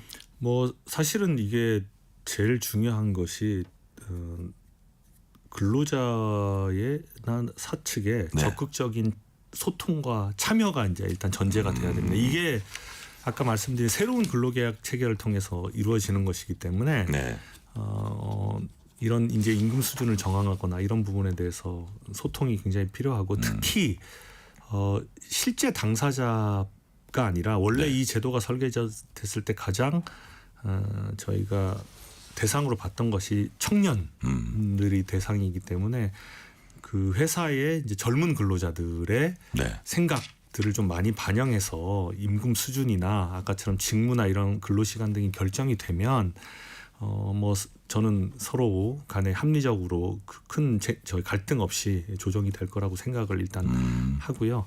뭐 근로자 입장에서는 일단 기회를 부여를 추가적으로 받는 것이다. 60세 이상. 그래서 일정 부분의 임금이나 근로 조건에 대해서는 조금 양보할 수 있다는 그냥 상식적인 마인드만 있다면 충분히 빠르게 정착하고 제가 볼 때 법이 없어도 아마 지금도 그렇게는 충분히 회사에서 운영할 수 있는 네. 그런 제도라고 생각을 합니다. 그래요.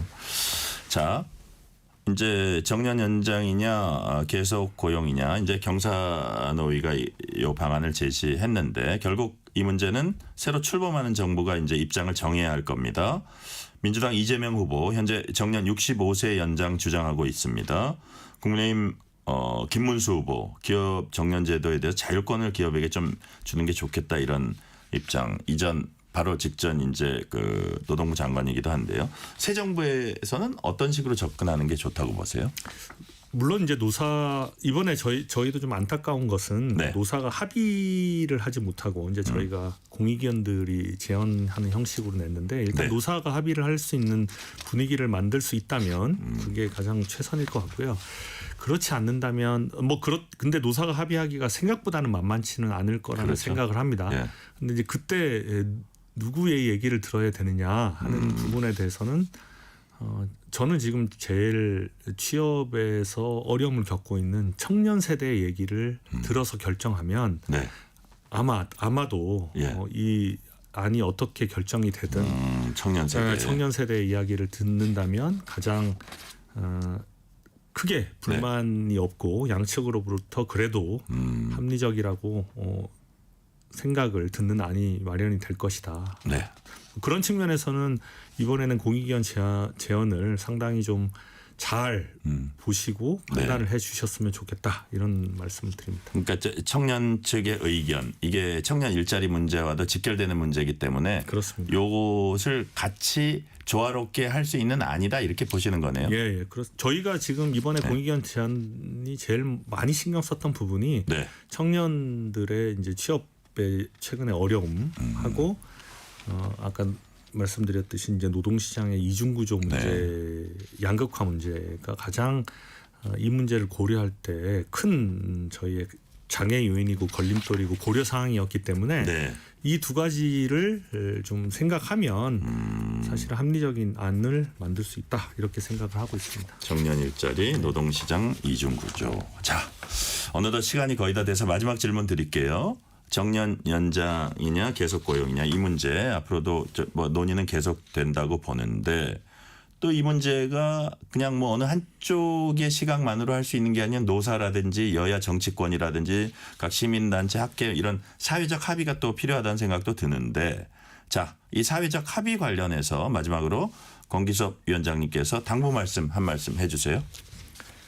네, 아까 말씀드린 대로 결국 사회적 합의를 하기 위해서 이제 제일 고민해야 될 부분이 지금 모든 이제 지금 노동 문제를 보는 사람들이 제일 얘기하는 게 앞서도 말씀드렸듯이 노동시장 양극화 문제와 청년의 문제입니다. 근데 특히 청년들은 최근에 AI나 기술 혁신으로 인해서 저연차 일자리 지금 대체되고 있는 영향도 제일 많이 받고 있어요. 그래서 양극화 문제랑 청년 문제를 좀 고민을 해주셨으면 좋겠다는 얘기를 드리고요. 그 다음에 정치적으로 상당히 양극화되고 사실 지금 정치에 대한 어떤 불신도 좀 있고 그래서 여야가 합의도 소통과 이런 것도 잘 안 되는 상황이기 때문에 사실은 사회적 대화에 대한 갈망이 국민들한테 굉장히 높은 상황입니다.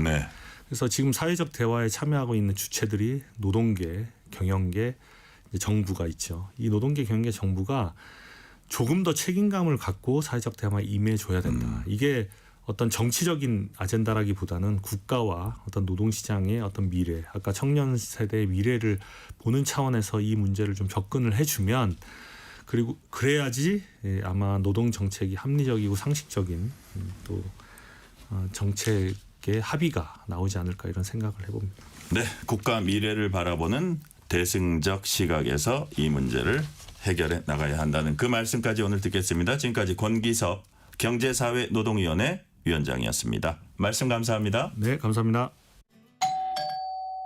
편지 왔습니다. 퇴근길 지친 당신에게 힘이 되는 뉴스를 전해드립니다. 매일 저녁 당신과 함께 읽는 세상 이야기 KBS 1라디오 뉴스레터 K.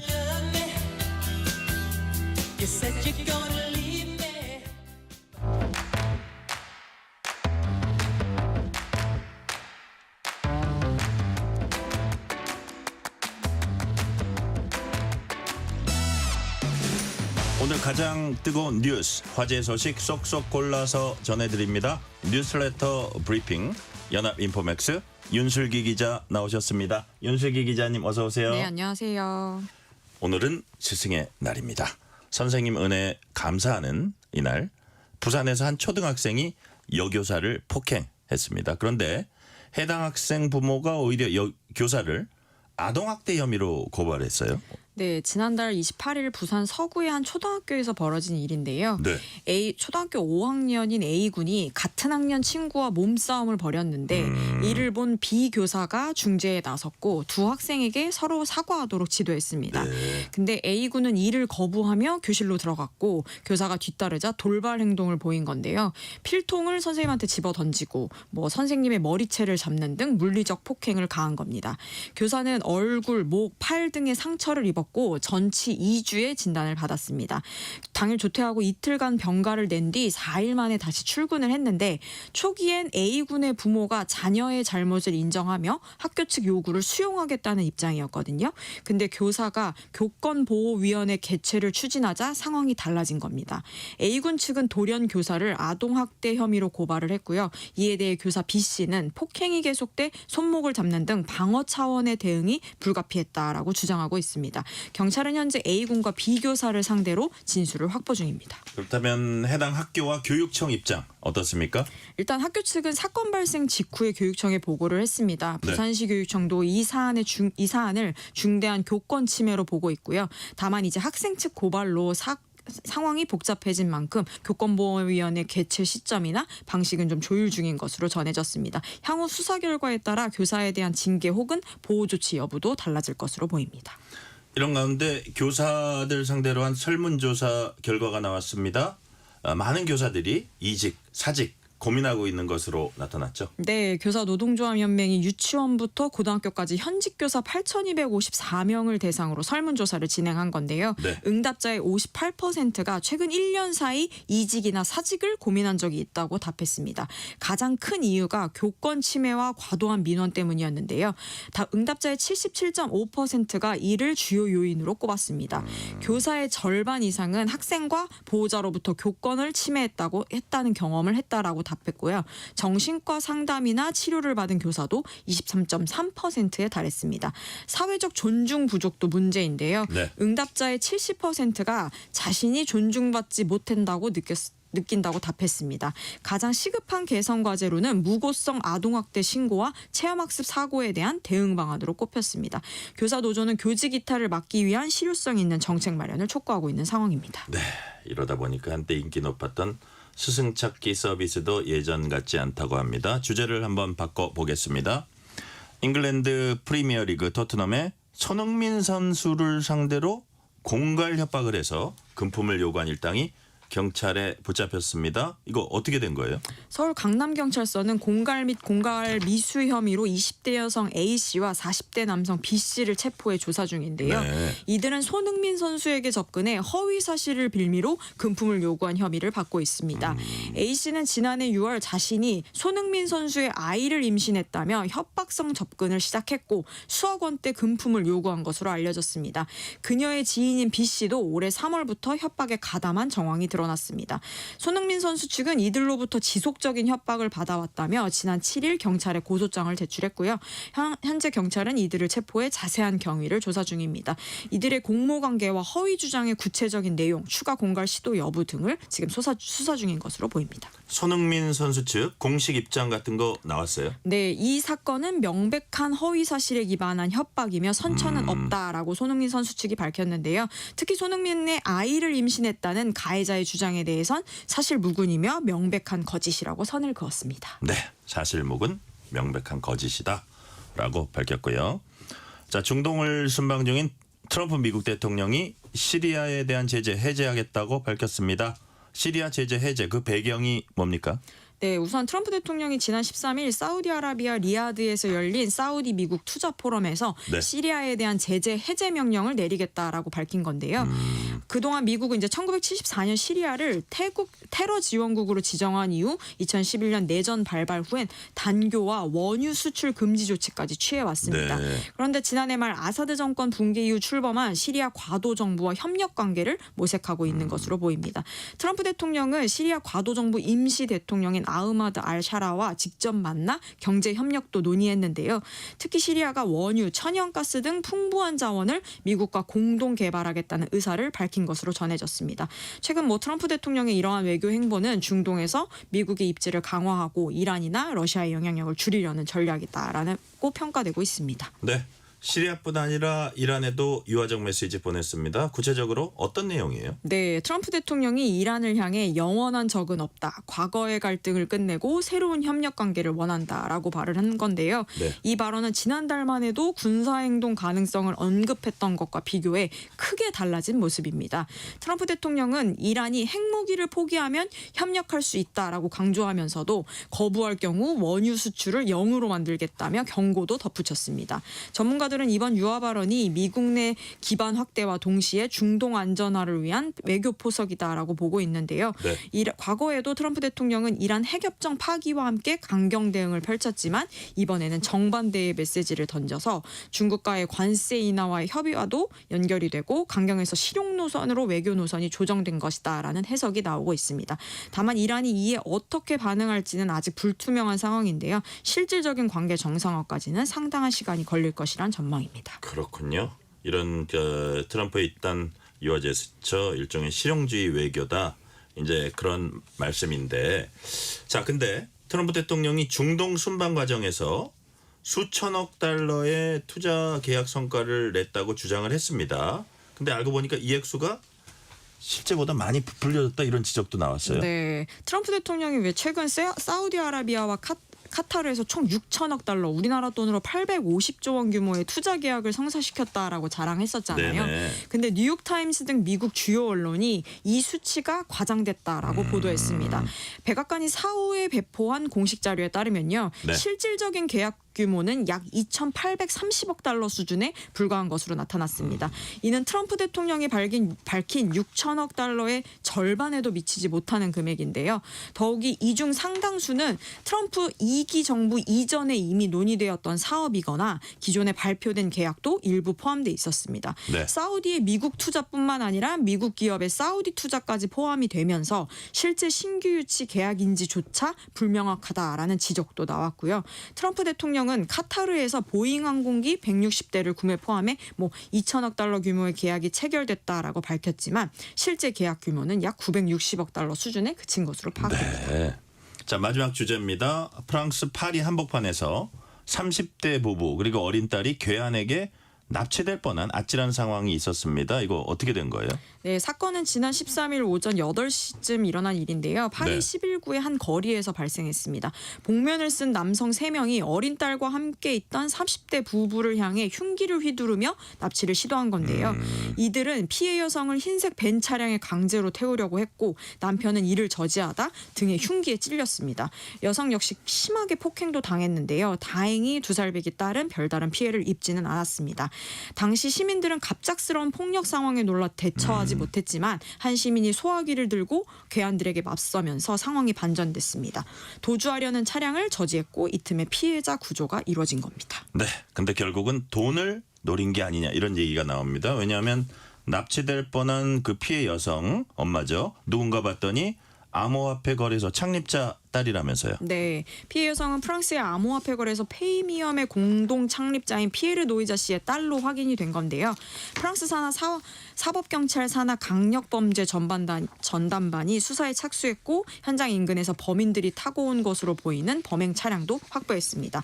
차량 내부에서는 범인 중 한 명이 떨어뜨린 권총도 발견이 됐는데요. 수사당국은 납치 미수와 살인 미수, 불법 무기 소지 등의 혐의를 적용해 용의자들을 추적 중입니다. 최근에 파리에서 연이어 발생하고 있는데요. 암호화폐 업계 인사를 대상으로 한 납치 사건들이 연이어 발생하고 있어서 지금 주목받고 있습니다. 네, 오늘 말씀 여기까지 듣겠습니다. 뉴스레터 브리핑 지금까지 연합인포맥스 윤슬기 기자였습니다. 말씀 감사합니다. 감사합니다.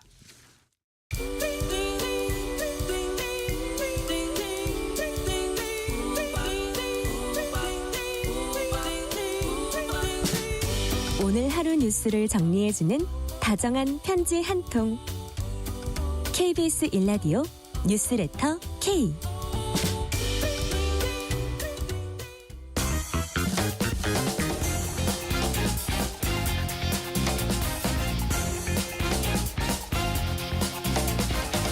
한 주의 스포츠 소식 전해드립니다. 스포츠는 완수. 이번 주 스포츠 뉴스 KBS 김환수 기자와 완수해봅니다. 김환수 기자 어서 오세요. 네, 안녕하세요.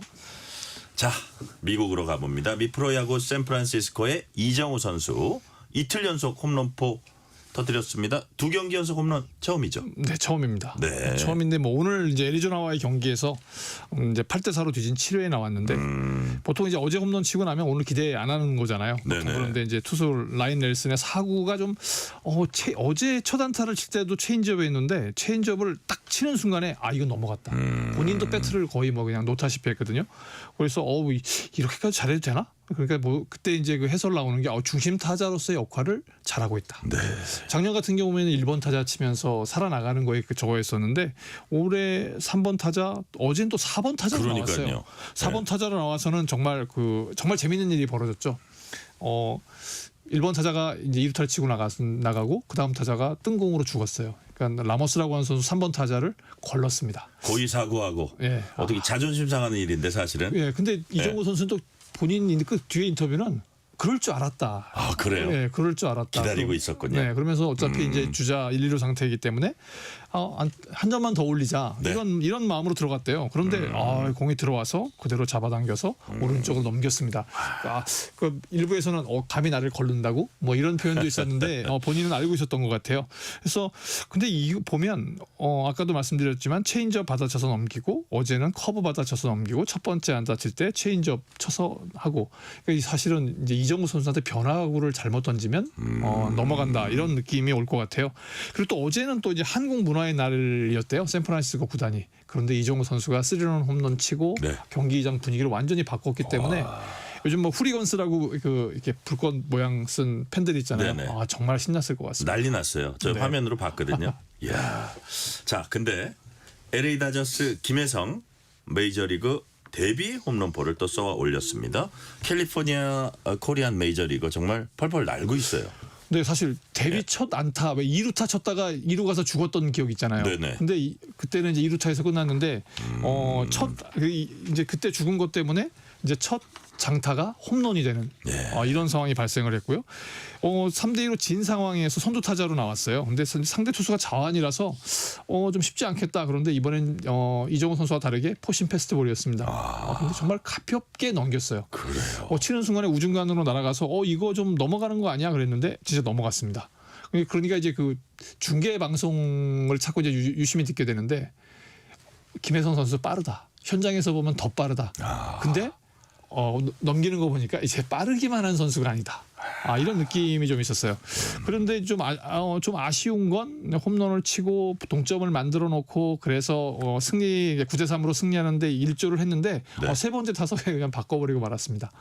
근데 기록을 보면 상당히 좋아요. 규정 타석을 못 채우긴 했지만 3할 6푼입니다. 근데 지금 이제 그 LA 다저스의 프레디 프리먼이라고 하는 친구가 3할 6푼 1이거든요. 네. 규정 타석을 다 세워서 선두인데 2일밖에 차이 나지 않습니다. 뭐 하나의 홈런 9개의 안타 그리고 이제 뭐 도루도 2개 있었고 전체적으로 선발 출전이 많은 걸로 봐서는 이제 주전 가능성 서서히 굳혀갈 수 있지 않나.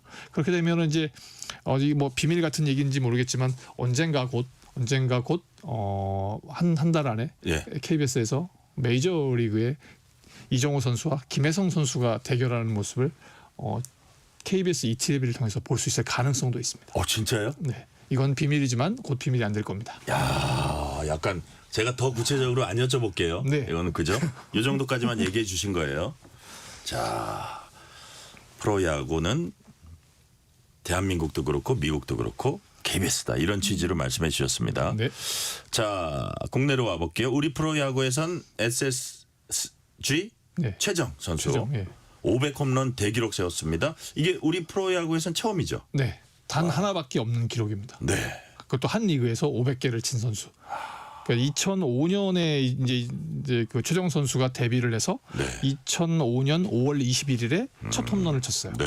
그 이후로 그러니까 지난 13일까지 20년 동안 500개를 친 겁니다. 예. 산술적으로 그냥 나누면 매년 25개씩 친 거예요. 매년 25개 쳤는데 NC와 홈 경기였는데 6회 말이었어요. 근데 2점 홈런을 딱 쳤습니다. 넘어가는 순간 사람들이 이거 홈런이구나. 큰 노란색 광고판이 있었어요. 그쪽으로 거기 날아가니까 저거 맞는 거 아니야? 근데 진짜 맞았습니다. 그래서 본인이 출전한 2003번째 경기만에 홈런을 쳤는데 NC 투수도 사실 그 슬라이더를 저렇게까지 쳐서 넘어갈까 했는데 약간 실투성이 좀 있었어요. 그래서 KBO 리그 사상 첫 500 홈런을 기록했는데 이건 뭐 본인이 끝나고 그랬습니다. 사실은 기록보다 너무나 홀가분하다. 그러니까요. 예, 그리고 조금 아쉬운 건 계속 그 홈런이 넘어가는 순간에 가족과 같이 봤는데 그날은 가족이 함께 오지 못해서 그 홈런 친 장면을 약간 아쉽네요. 네. 근데 사실 최정 선수보다 더 부러운 팬이 한 분 있습니다. 그 홈런볼을 받은 팬. 그래요. 예, 그 SSG 팬 우리가 보면 쓱팬이라고 하는데 쓱팬의 조상현이라는 팬이었는데요. 네. 홈런이 날아가는 모습을 보고 너무나 행복했답니다. 근데 그 공이 그 광고판을 맞고 자기한테 오는 걸 그냥 정말 이렇게 큰 공이 날아오는 것 같이 보여서 그걸 잡았답니다. 그래서 뭐 평생 쓸 운을 본인이 다 썼다. 그리고 자기가 응원하는 선수가 홈런을 쳐서 뭐 다른 뭐 상품권도 있고 막 이런 선물들이 있는데 그런 것들은 뭐 자기가 진짜 돈을 벌어서 살 수 있지만 이런 기억만은 이런 추억만은 살 수가 없기 때문에 있을 수가 없는 일이죠. 그래서 사실. 그 공을 잡아서 최정 선수와 함께 사진을 찍고 구단에 기증을 했습니다. 그래서 멋지네요. 정말 그 500 홈런을 친 최정이라는 사람도 있지만 그 최정 선수를 응원해온 조상현이라는 팬도 그 5월 13일 그 순간은 잊지 못할 것 같습니다. 그러니까요. 그런 팬들이 없다면 프로야구는 없을 겁니다. 네. 그죠?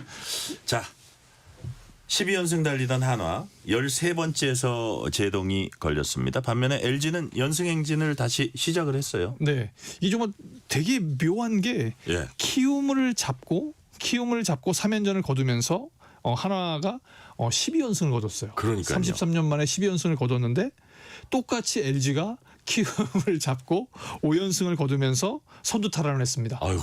근데 지금 운명의 장난인지 모르겠지만 근데 반면에 두산한테는 연이어지면서 지금 2연패를 당했어요. 그래요. 네, 그러면서 상대가 정말 중요하지 않나 이런 생각을 해봤는데 어제 같은 경우에 사실 LG는 키움이 거의 승리를 입을 열고 떠먹여줬다가 맞습니다. 뭐 잘 치고 잘 나간 것도 있지만 워낙 실수가 많았어요. 그래요. 예, 유격수가 실수하고 송구 실수하고 또 투수가 폭투를 던지고 중견수가 뜬공을 놓치는 그런 상황이 발생을 했거든요. 그러다 보니까 저기 LG 입장에서는 너무나 손쉽진 않았겠죠. 문보경 선수가 잘 치고 했으니까 그런 승리를 거뒀고 반면에 키움은 이제 다른 팀들이 막 승률 4할 5할 달리고 있는데 3할도 안 되는 상황에 놓여서 정말 너무나 아쉽고 근데 반면에 그 3위 롯데가 이제 사실 조용히 그동안은 이제 초반에 LG가 끌고 가고 그다음에 한화가 연승 행진을 벌였는데 LG가 조용히 롯데가 조용히 있었거든요.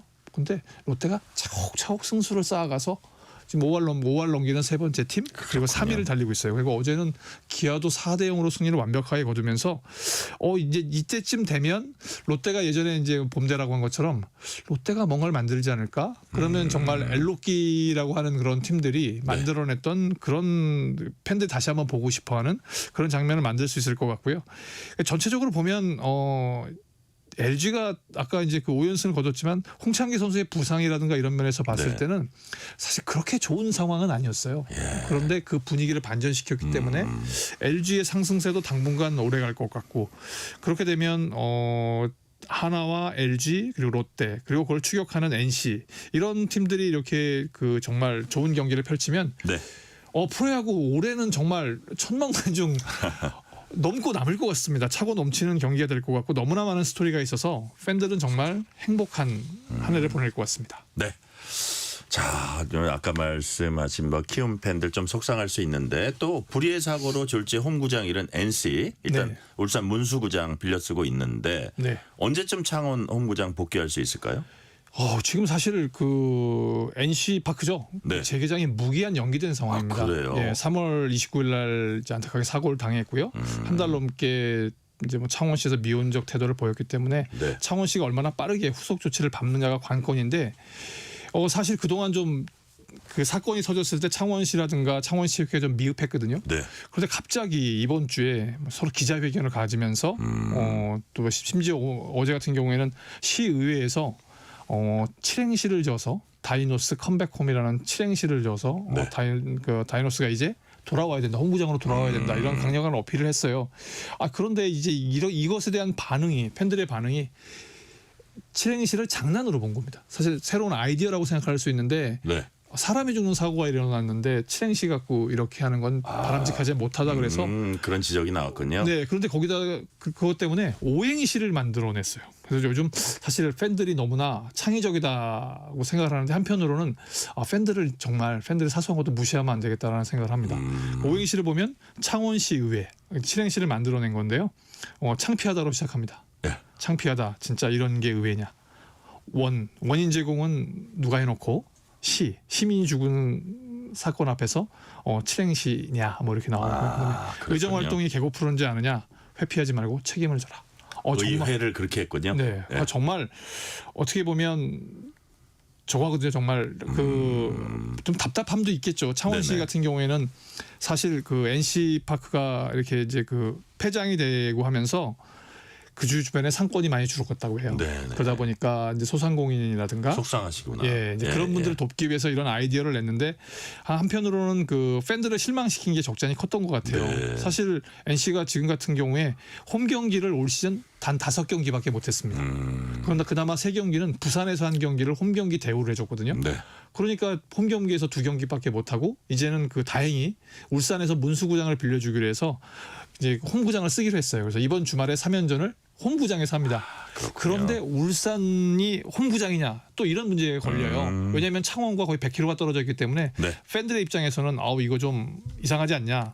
근데 아무튼 뭐 창원시든 창원시설공단이든 NC의 분명한 입장을 취해주고 네. 안전장치를 확실하게 해줘야 될 것 같아요. 뭐 NC도 문제지만 사실 팬들이 또 다시 한번 그렇게 안전하지 않은 상황에 놓이게 된다면 그렇죠. 그건 프로야구에 정말 좋지 못한 영향을 끼칠 수 있거든요.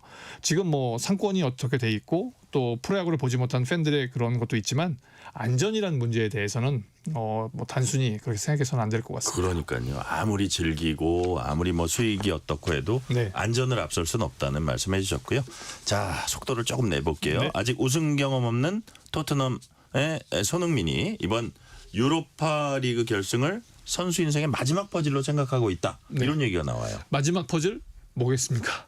우승컵이고 우승이죠. 예, 우승컵이고 우승입니다. 왜냐하면 지난 15년간 빅리그를 누볐는데 네. 유독 우승과는 인연이 없었어요. 근데 이제 22일 우리 시간으로 새벽 4시입니다. 네네. 맨체스터 유나이티드와 결승전 단판. 손흥민 선수가 그동안 뭐 부상으로 굉장히 좀 힘들었었는데 훈련을 제대로 지금 소화하고 있다고 해요. 물론 네. 이제 뭐 앞서 전해드린 것처럼 국내 약간 뭐 협박 공갈 뭐 이런 문제 때문에 그러니까요. 마음이 심란할 수는 있겠는데 마지막 우승 퍼즐을 마치기 위해서 최선을 다하고 있다. 그리고 한국에 돌아갈 때는 반드시 그 선물을 들고 오겠다. 이런 자신감을 보이고 있거든요. 네. 상대가 메뉴고 또 절친인 해리케인이 독일 가서 우승하는 장면을 보면서 영상 통화하면서 기도받았다고 하거든요.